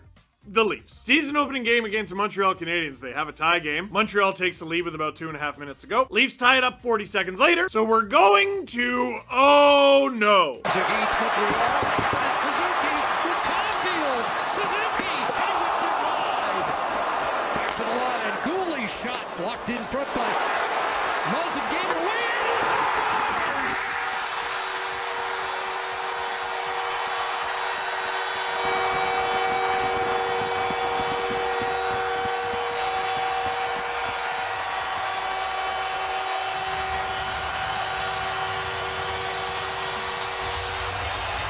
Well, that look says it all, doesn't it? This line has been all over the puck all night. Another odd man rush. Suzuki gets the puck back, just can't quite get it up and over the net. But Josh Anderson, who's been all around the... Jacob Muzzin making a big pizza pie right up the middle. I mean, take your pick on this one. It could be the giveaway. It could be Jake Muzzin's defense partner, Justin Hull, dropping into the butterfly and screening his goalie, who jumped the wrong way like a soccer goalie. Anyway, that's how the Leaf season started. They didn't tie it up after this one. There were only 18 seconds left. That is a dangit. For our next dangit, this player is not a Leaf, but he was drafted by them, Sean Durzi. Well, listen, if you're going to give him 50 shots a night, he's not going to play 60 games. I can guarantee you that. I will bet my house on that. Handler Stevenson moves in. Drops one back. Stone shoots. Score! 24.9 seconds on the clock as Mark Stone rifles a wrister. To overtime. Durzi, the stretch pass. It doesn't connect in the neutral zone. A good read. Everybody seems to be in a good spot, but Stone is open just ever so slightly. The feed by Chandler Stevenson, and Stone didn't need a lot of room. It all starts, though, in the neutral zone. Ah! Dude, there's like 30 seconds left in the game! Now, in his defense, I think there might have been a miscommunication between Sean Durzi and his teammate he was trying to pass it to, or maybe it wasn't a miscommunication as much as he was blinded by the glare of the chrome helmets! Just thought I'd let you know that a bunch of fans actually like these shiny helmets, and you're wrong! To be honest, Durzi's play wasn't even that bad. I just wanted to highlight those abominations! That's a dangit. For our next dangit, I'm sorry. I don't know how I hadn't seen this one yet, and I just saw it for the first time. There's Nazem Kadri's first as a Calgary Flame, but the dangit is on Brett Kulak. Nazem Kadri through the neutral zone, gaining speed. He's got it open. Kadri moving in. He scores! And there is Nazem Kadri. You can use that reaction if you want. In a Calgary Flames uniform. And he's got a pretty good burst of speed here. He's got some time to look up. It's Kulak that's in position. Looks like he's solid in that position. Down he goes. And a great job by Kadri. Slick little move. Open up the 5-hole, tuck it home. For a big goal for him and his team. Beautiful finish by him. I can't do backwards crossovers either. NHL players, they're just like us. Dude, I'm sorry. You know, comedy has existed for thousands of years. We always try to come up with new jokes and new angles of looking at things and nuance and double entendre. Why do we try so hard? There's nothing funnier than someone falling down. I've been with my wife for a decade and a half. I have never seen her laugh harder than the several times I've fallen down the stairs. Should I read into that more? Perhaps, but she seems to really enjoy it, and I just like watching her laugh. Kadri's first goal as a Flame is one to remember. That's a dang it. Now, in fairness to Brett Kulak, he's not the only one. Here's Mark Stahl, also falling down. Puck dribbles down onto Comrie. He'll play it to the corner. Tuck wants it up the right side. He likes his play. Tuck behind the defense, back and scores! Coming into the zone by Yoki Haru. Tuck got a tremendous amount of speed. Mark Stahl just crumbles as soon as he hits the line right there. Down he goes. Tuck's one-on-one with Knight. Slides it. Looks to be 5-hole right there.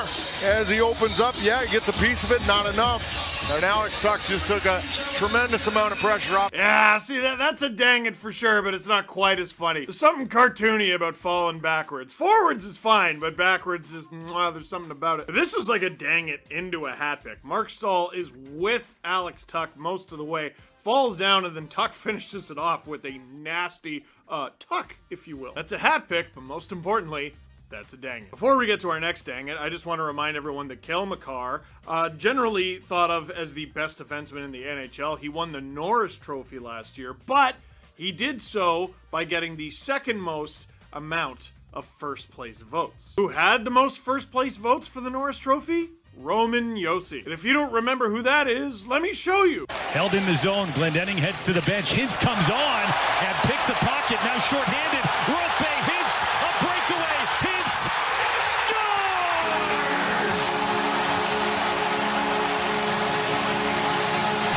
Well, Glendening had broken his stick, and that missed shot by Duchesne allows him to get off.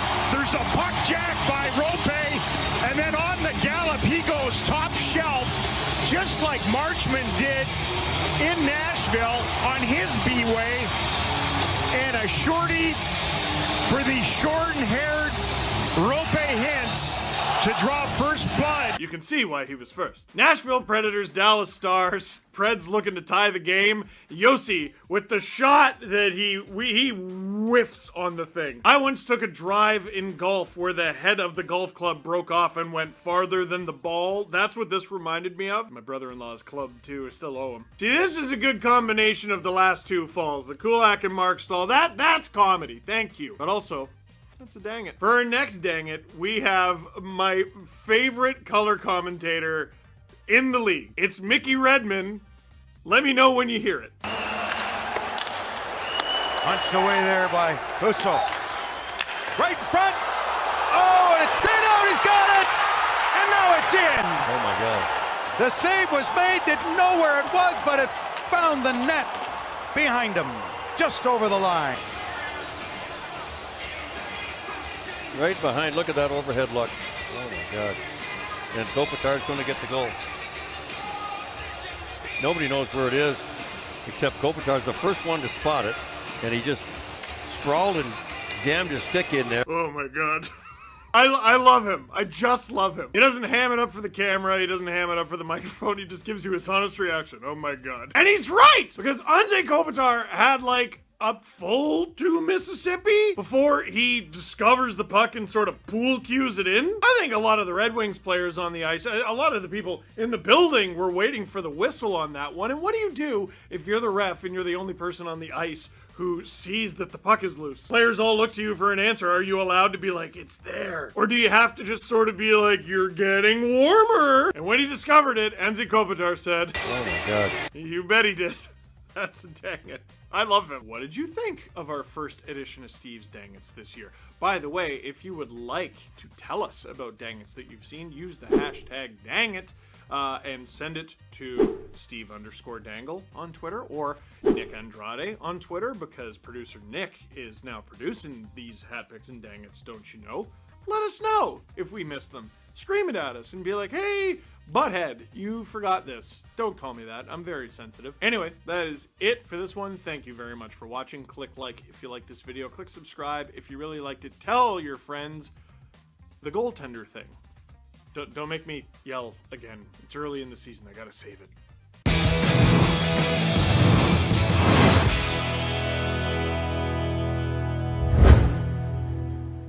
Watch a Leafs game. Watch Hockey Night in Canada with Steve Dangle, presented by Coca-Cola. It's magic when we cheer together. You just watched Steve's Dangets. And speaking of Dangets, remember before the break, I mentioned I have a friend who's a Jets fan and also a ref, and I bet he's losing his mind right now. I checked in with him during that break and can confirm he's losing his mind right now. And Leaf fans, I don't think you want to hear this, but I'm just giving you my honest opinion. Last time, that's how voices work. Last time the Leafs and Jets played in Winnipeg, I think it is reasonable to say the Leafs got screwed on calls. I'm not talking about the rematch in Toronto at the end of last year. I think it was in March. I'm talking about that first game where like Pierre-Luc Dubois was doing Brazilian Jiu-Jitsu with Austin Matthews and had it go uncalled. The Leafs were at a clear disadvantage the way the game was being called. They got screwed. This game, especially that final 5-10 minutes of the second, the Jets got completely screwed. They got completely screwed. Even if you ignore they were very upset about the second goal where Wayne Simmons bowls over his man and ends up setting up the go-ahead goal for David Kampf. Even if you're like, okay, that's just a collision, it's just two guys battling for ice, it's not actually interference, fine. The Jets go to throw a big hit, one on John Tavares that misses, another with Nick Robertson that connects. Morgan Rielly immediately goes into fight. I believe it was Josh Morrissey. I don't remember who he actually fought. It was chaos. It was chaos that period. There's no extra penalty. We're going to have a look at the highlights here. We'll have a look at the highlights for the whole second period. It'll definitely help tell the story here. Matthews, by the way, all night has continued to have great opportunities. Speaking of great opportunities, there was a breakaway for Nate Schmidt. At the beginning of the second, the Jets were really starting to spread the Leafs out, get odd man rushes, or at very least come at them with speed. Though this play from Matthews, if it went in, would be goal of the year and one of the best goals of his career, which is saying something because he's already gotten a billion. Just a million different toe drags. Unnecessary and hilarious. Every toe drag from Austin Matthews is super necessary. So after the Jets start the period very well, Leafs come back, hem them in, they hit the post there. There's Wayne Simmons taking down his man, frees up some space for David Kampf, Simmons between the legs, and I still don't know which Jet that is, but they were a rather grumpy Gus. There they are colliding. Honestly, Simmons is cutting to the middle there and the Jet is turning the other way. I could see that as being accidental. I understand that one not being called, and that's not me with blue glasses on. Samsonov with a big save there. Are we going to see Nick Robertson getting hurt? Oh yeah, so this starts it all. Skirmish in front of the net for jabbing at Samsonov. That's relatively run-of-the-mill. That sort of thing happens all the time. The Jets are losing. They think there's a loose puck. There isn't. Bunting gets in there. That's fine. Watch. Tavares, huge run at him that misses. And then a hit that connects with Nick Robertson. You don't go after my rookie. So Morgan Rielly jumps into a fight. I believe it's with Josh Morrissey. Appleton grabbed TJ Brody, who was trying to be the first one in there. And it's not a bad hit. It's not a bit. It almost ended bad. but it mostly got Robertson in the chest, and he got right up. He's a tough cookie. Morgan Rielly, not one to be messed with. Now, he goes down the tunnel. I don't know if it was for a misconduct or an injury, but the Leafs do not end up on the penalty kill. Sandin hits Cole Perfetti from behind, and I'm sorry, he did. He hit him right in the numbers. It is at least as bad as the Marner hit from Dylan DeMello in the first period. And look at this. It's dead in the numbers. He could have done it with more force. Maybe the officials say he let up. But somehow the Leafs come out of that with the power play. Matthews throws it on, Tavares tips it. And now if you're the Jets, you're like, we're down 2 goals because why? Because why? I don't understand how the Leafs escaped that first skirmish after the hit on Robertson without a penalty. And after the second one, the Jets get one. Now, you could call it an accumulation. You know, maybe Corey Severette and Graham Skilliter, the 2 officials for this game, said, all right, that's enough. No more of this nonsense. The Jets participate in the nonsense, and so they call it, but I just don't understand how that's fair. Sandin probably should have been penalized to begin with. Oh boy, that's a big swing, and it didn't go in favor of the Winnipeg Jets. You know what could go in your favor?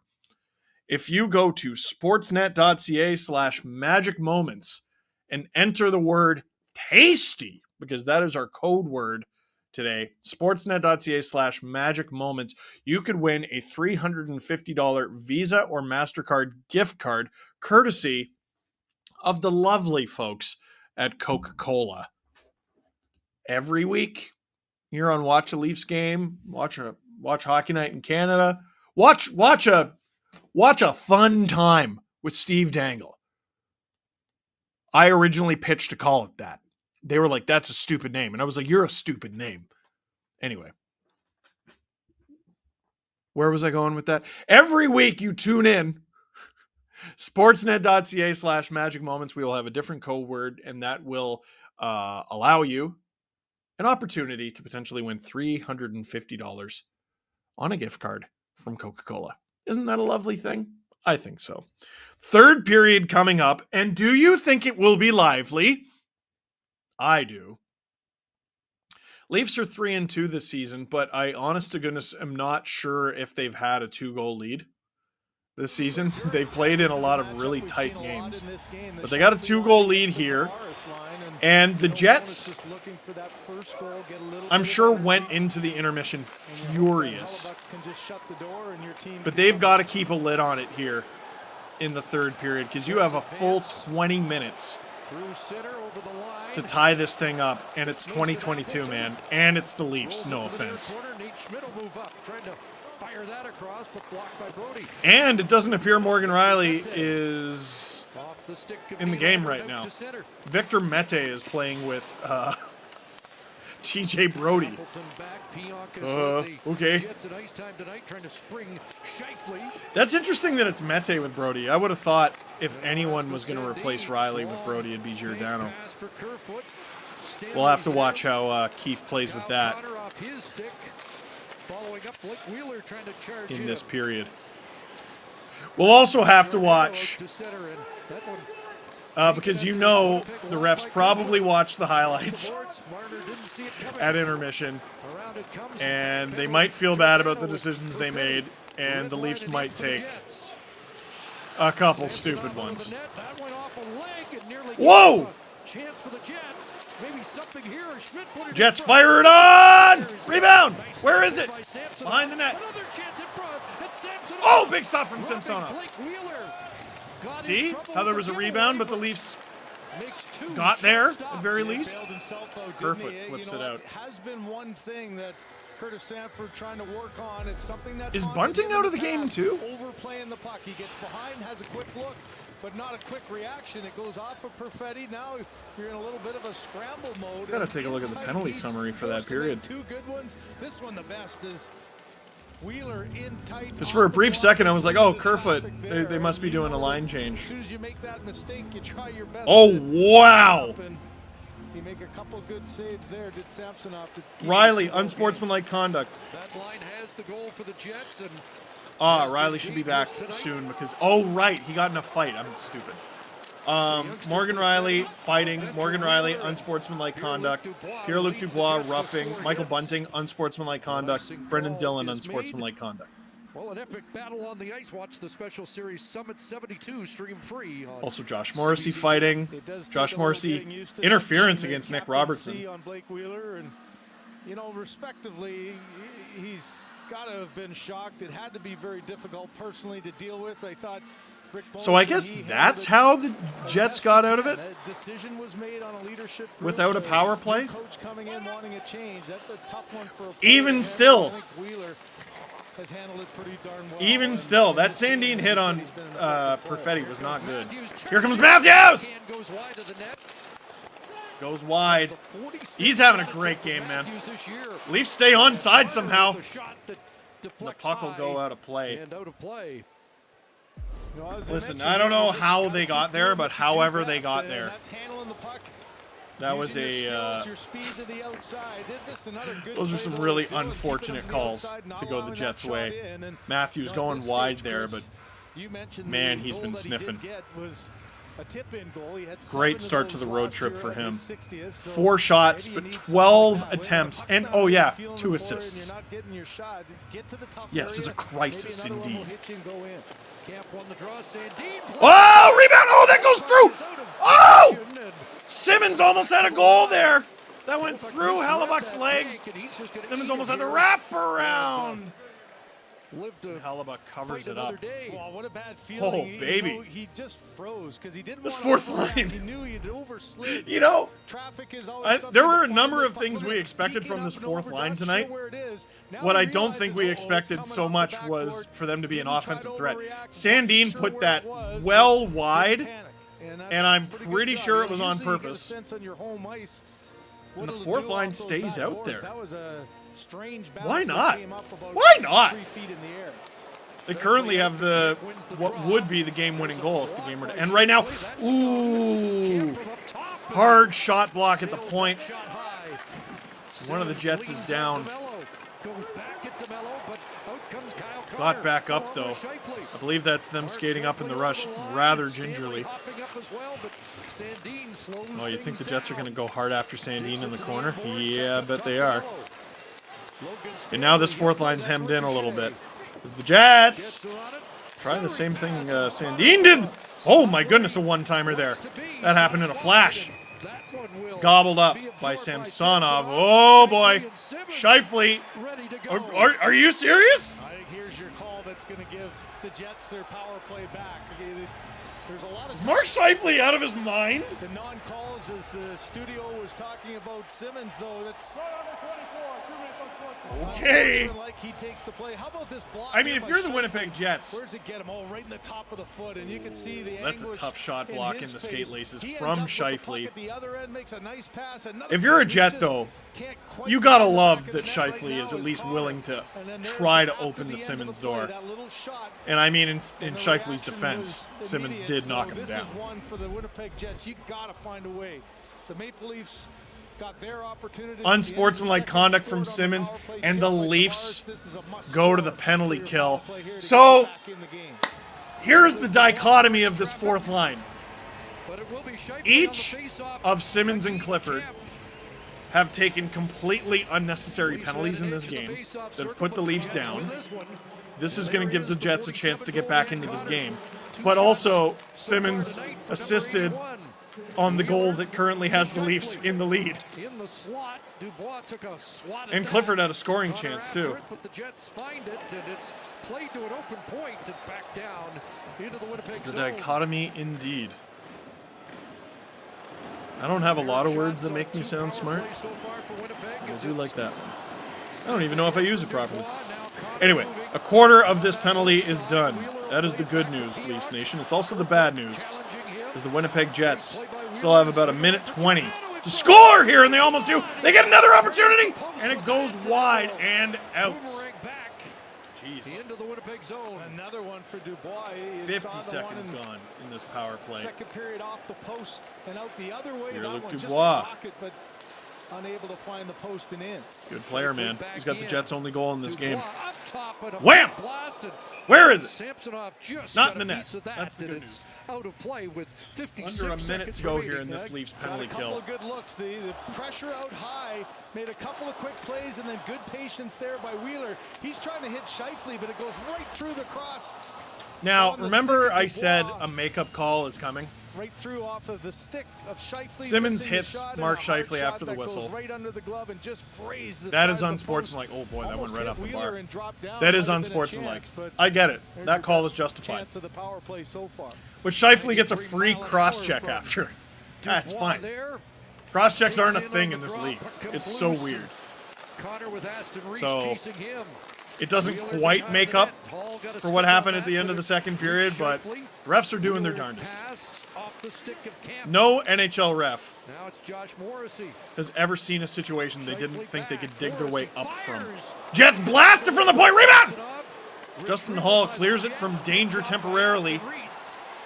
Pass intercepted by Zach Aston Reese and dumped under 30 seconds to go here in this Leafs penalty kill.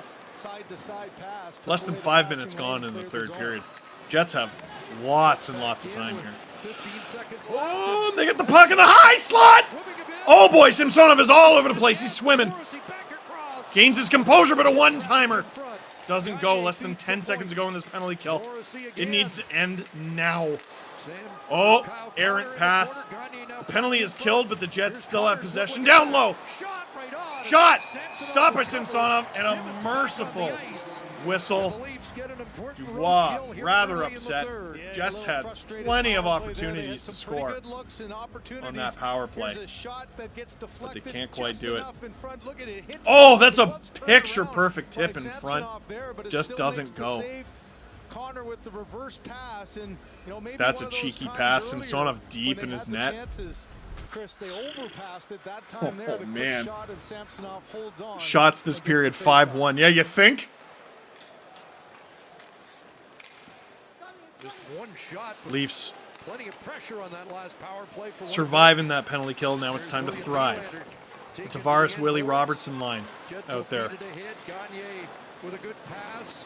Robertson no worse for wear. Ooh, Mete gloves that down. Fortunate. Lead feed at center. John Tavares with a pair of Leafs power play goals. into the offensive zone. Get it deep, which I would expect them to do a lot in this period. Ooh, is Robertson going to get a trip there? No, he is not, and the Leafs continue to fight. Oh, Tavares with the interception. But every little play like that, even if it doesn't lead to a scoring chance, just chips a little bit off that clock. 6 minutes gone here in the third. Marner in the top line, breaking out. Bunting at the line. Can't get by, and they'll reroute at center. Brody into the skeets of Bunting. Now Gustafson onto the right Is side. that Riley back out there? Yes, it is. And that shot flipped wide on the back. So everyone who got a misconduct should be back. Here's Stanley off the stick to the far side of the ice. Dylan DeMello moved up, and Riley takes over for the Leafs. Breaking was Bunting, but that was intercepted by DeMello. Jets send it back in and started. Watch a Leafs game with Steve Dangle. I'm Steve Dangle. Click like, click subscribe. Tell all your friends. Leafs trying to slow the pace down here a little bit in the third. The Jets have had lots of opportunities. And there was one for the Leafs, and they keep it in as well. Leafs have done a great job down low against the Jets so far tonight. Jets able to escape their zone there. But again, the Leafs have done a really good job at just stifling the Jets' breakouts. Rasmus Sandin. You can tell they want to play with more speed than they have been able to. Right now the clock just the But this has actually been a really solid game from the Leafs. Sometimes these games that are full of the rough stuff, you lose sight of the actual hockey and the strategy involved. The Leafs are actually, I mean, no one wants to talk about how soundly the Leafs are playing in the neutral zone, but they are. And here's John Tavares looking for a hat trick, by the way. Robertson at center. Nylander tried to play If you're sitting down and wearing a hat, even if you're at home, You have to throw it. Mason Appleton backtracks. You have to throw it at the screen. You throw it right in my face. If the captain gets a hat trick, Expect the Jets to send guys each especially in Canada against a Canadian team, come on. Here come the Jets. Chipped out there by Samsonov. Actually, no, not chipped out. The Jets hold on to it. Chipped away. Nifty move there. Fourth line. I wonder how much of these guys we're going to see for the rest of the game. Jets working it around. Simmons swimming a little bit at the point there. Offering his body for the block. Ooh, good tip there. I believe from the captain. Simmons just gets it out. Now, this is going to be interesting as the third period continues. David Kampf is this team's best defensive center, or best pure defensive center. Austin Matthews isn't bad either. But Keefe isn't going to want to kill this game with Clifford and Simmons out there. That's not their job. So I wonder if it's going to be something like Kampf in the middle with Aston Reese and Yarncroke. I don't know. Point blank shot. Samsonov stops it. Riley clears the rebound. Here come the Leafs with numbers. Riley's going to take it for a little bit of a walk. Oh, into the slot. Doesn't go. Bumps it back to Marner. He'll flick it in. And Marner, that's a smart play. Just chips it in for Austin Matthews, who is not afraid to go in there alone. Bunting on the forecheck against Gustafsson. Bunting doing his best there. Again, see how the Jets are able to get it out, but it's just stifled. It's often not fully. It's only, it's like partial, but it's just the Leafs have been a nuisance at the offensive blue line all night. Moved up on him. You're right, that clock is draining. 3, 2, 1. We are at the halfway mark of the third period. The Leafs hold on to their 3-1 lead so far. Sandin wanted to go cross ice there, but he was forced. Oop, not a great pass to go behind the net. And the Jets stifled the Leafs there. When was the last stoppage in play? Oh my God, I did it again! I did it again! I did it in the first period and I just did it again. When was the last stoppage in play? Immediate stoppage in play. It's magic.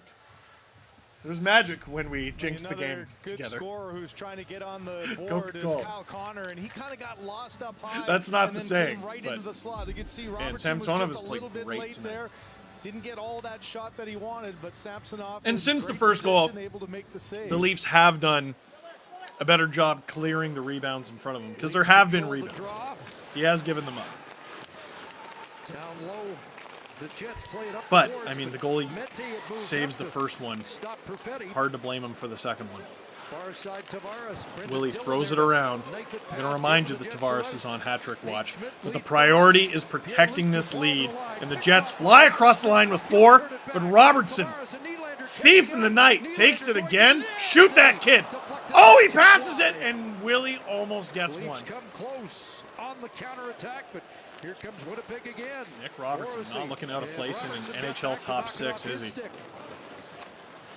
Riley up for Simmons. Morgan Riley looking fresh as a daisy after that misconduct. What a game. Simmons loses the puck. Pionk to work. Flips it in and Samsonov out of the net again. Look out. Oh, Samsonov. Oh, no. Give away. Do the Jets score? No, they don't. Oh, if you're a goaltender, tend the goal.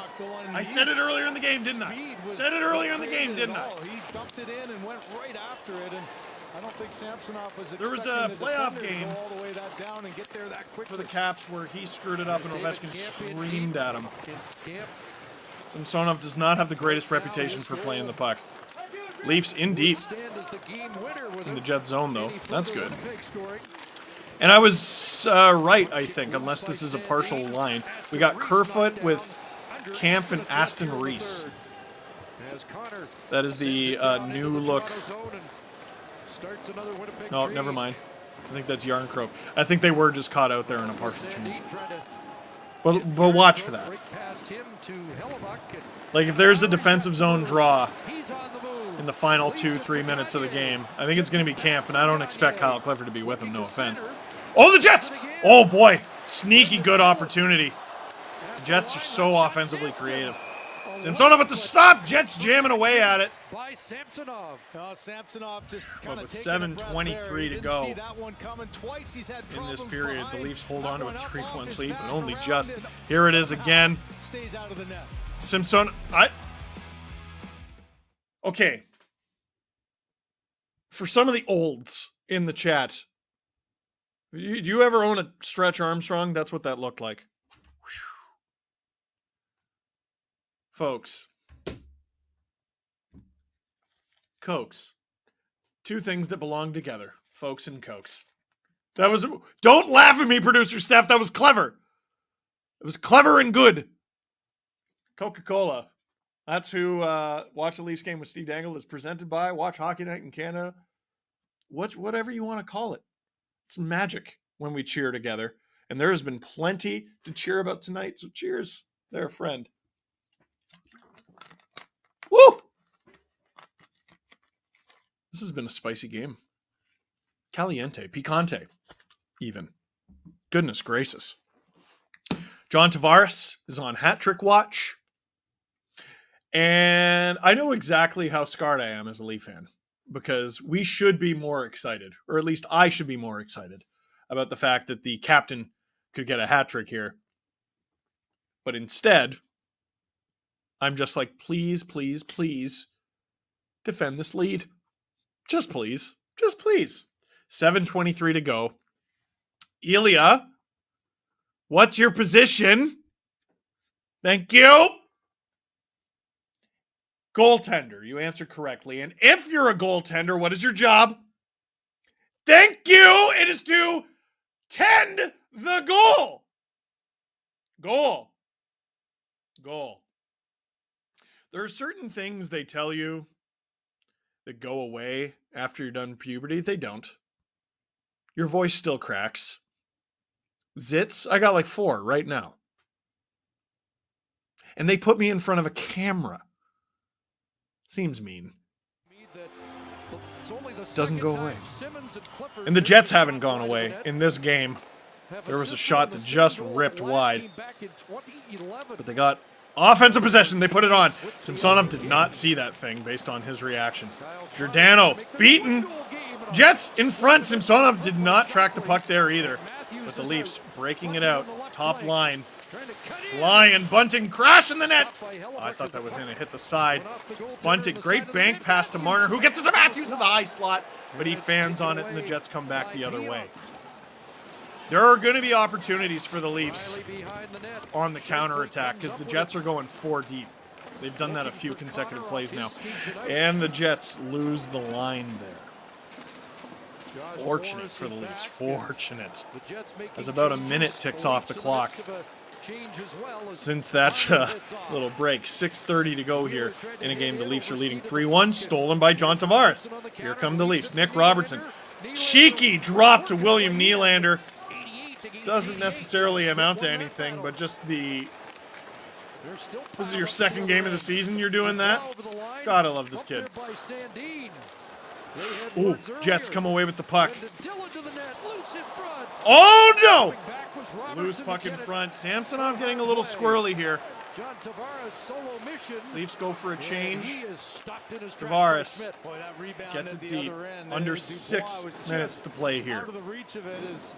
We are in update the time left every 30 seconds territory. When does that territory begin? It depends on your anxiety levels that day. And for me, it's not as high as usual. Oh, it's going up. It's going up. Stop that. Stop that. 5:30 to go. Stop that. The Jets have had a lot of ozone time over the last little bit. Their passing hasn't been crisp, and that's a good save from Samsonov. There, Yarncroke is able to clear the zone. Get on that horse, Kerfoot. Stanley to Should have called him Kerhoof. Here's the big man working his way Because of in, horse, and you see. Samsonov Anyway, the Jets put it on. Samsonov stops it. And we like that. 5:04 solid night for the new Leafs goaltender to go here in the Samsonov third. now with 29 saves. Brendan Dillon floats it on, and ooh, boy. I gotta say, you're welcome. Why? Oh, well, you're welcome because I scolded the Leafs for the first goal they allowed, you see. Because Kerfoot, doesn't matter who it was, the Leafs allowed Dubois to have a wide open first shot. Samsonov makes the save, but he's wide open on the second shot. Jets score. The rebounds have been there tonight for the Jets. Samsonov has been getting in front of shots. He's been making the first save, but there have been some harrowing situations. And the Leafs have been taking turns. Sometimes it's Riley or Brody or Hall or Sandin or Mette. Did I leave one at Giordano? One of the forwards. Everyone's getting in on the help, the action. The cumulative, it's a hard word, cumulative process of winning a hockey game. The Leafs have been doing a really good job. So far, and for the Leafs, 5 minutes and 4 seconds, that's an unbelievable amount of time left. But so far, I would argue this is their most complete game of the season so far. So far. They did well against the Capitals. They did well. I mean, they have 3 wins out of 5. They've had good spurts. But in each of those games, I think you can identify lulls in the game where they weren't crisp. They weren't playing well. The effort wasn't there. The effort's been there all night tonight. All night tonight. What's caused that? Take your pick. You can pick whatever storyline you want. Oh, it's because they had Clifford in the lineup and they had Simmons in the lineup. Take your pick. What if they just haven't been playing good enough and they're finally starting to? That's fortunate right there. Lose the D zone draw, but the Jets flub the pass and lose the zone. Uh-oh. Tavares thought he had it there and didn't. I believe that's Riley there with Giordano right now. John Tavares has a pair for Toronto as he sends it in. That's a nice play from Tavares. Get it in deep. He's been playing great this season, man. Great. Willie and Tavares battling for it along the boards. Just kill that clock, buddy. 4.5 to go. Willie was stepping on the puck there. Finally, it comes loose. Tavares basically forced into the net. Willie battling with Scheifele, and again the Leafs stifle the Jets. They're not always able to fully stop them. The Jets gain the zone there. How on earth did that happen? We'll find out who will be crowned this week. The net is knocked off. I wonder if that's from when Tavares got hit into it. It must be. On CBC Gem. The net was off. Well, now where does the face-off go? Connor Hellebuyck, and so that's why the whistle went. There's a lot of pointing and looking around. What a That's an interesting one. The puck was in the Leaf zone, the puck was but in the offensive zone. opposing, the other net got knocked off. Because the whistle was there, now they get an opportunity. Where's the face-off go? Offensive zone face-off to try to make something. Is the answer to Leaf zone? Could it not be? What if it were somewhere else? Face-offs 23-21 Toronto on the night. It is in the Leaf zone. I don't like it. So we got Kampf. I'm obsessed with this. I want to be right so bad. Kampf with Yarncroke. So that is a big one, and on a night where he hasn't been as good. And I think that's Kerfoot there, but I'm not sure. Justin Hall taking this thing for a walk. Less than 4 minutes to go in the third period. Leafs still lead 3-1. May have shortened his pitch here and got Kampf with Yarncroke and Kerfoot. Jets bat it down. They're able to gain the zone there. I think that's their last one. Dylan shooting that. Oh, the Jets put it on. In front and it didn't get through. Just over 3.5 to go. It might be a little early, but the Jets are down 2. Keep an eye for Connor Hellebuyck and the extra skater. Jets, good job behind the net. Fighting for it. David Kampf fighting for it. Loose for Dubois. Pumped by Sandin. It nearly got This is where the points in the standings are the most difficult to earn. These final minutes. During the preseason, Sheldon Keefe talked about going with 4 forwards, having a forward play defense. I don't care if you counterattack. I don't care if you crawl into a turtle shell. Whatever you do, win. That's it. That's all there is. Yes, it's early in the season. Yes, there's the process. But when there's 3 minutes left in the game and there's less than that, all there is winning and losing. 2:48 left. Jets have the extra attacker on. Yes, I love Red Dead Redemption. Why do you ask? The Leafs clear it. Will it be ice? No, it will not. Michael Bunting gets to it, and he chips it in for the empty netter. Leafs up 4-1 with 2:37 to go, and I think Matthews just gave Michael Bunting crap for getting that goal, and he said there was nobody. There's a little flip up. Morrissey I could maybe think that was Morrissey, just wasn't able to hold the line. Bunting on not a very good angle. Hits the far post. Just a perfect little curling rock down Marner to Bunting. Oh, geez, and it was on its side, too. Backhand knuckle puck. To basically end this one. The Leafs love to give Michael Bunting a hard time. But there was 2 bodies. They really do. They were doing it all day at Media Day. Now, the smiles and everything on the bench, you can feel good. You got 2:37 to go. The Jets could still put something together here. But also, yeah, there's a reason Wayne Simmons and Kyle Clifford are on the ice right now. This game could get ugly. A curtain call here with just over 2 minutes to go. At some point in the next little while, if the Jets aren't able to score a goal, they're going to stop trying to win. And they're going to start trying to take a chunk out of the Leafs. Sends it in, and that's played by Mete a hit. And with 2 minutes to go in the game, it's looking pretty bleak for the Winnipeg Jets. Here on Watch a Leafs Game with Steve Dangle, presented by Coca-Cola. What a game. What an absolutely fantastic game so far. It doesn't get any easier, does it? That's some pretty solid teams. I'm a Leaf fan. I have to throw in that so far. Here comes Willie. Puts it on. Yeah, just put it on. If he knocks it wide, fine. Serves your purpose. You just want to kill the clock. Under 90 seconds to go here. Tavares out there for the potential hat-trick goal. And he might get it. Puts it on. Zach Aston-Reese out there in place of Nick Robertson in a more of a defensive role. That makes sense. Tavares sending it in as Tavares, he's not going to be too greedy. Why he's such a good guy, John. 1 minute to go. Simmons out there.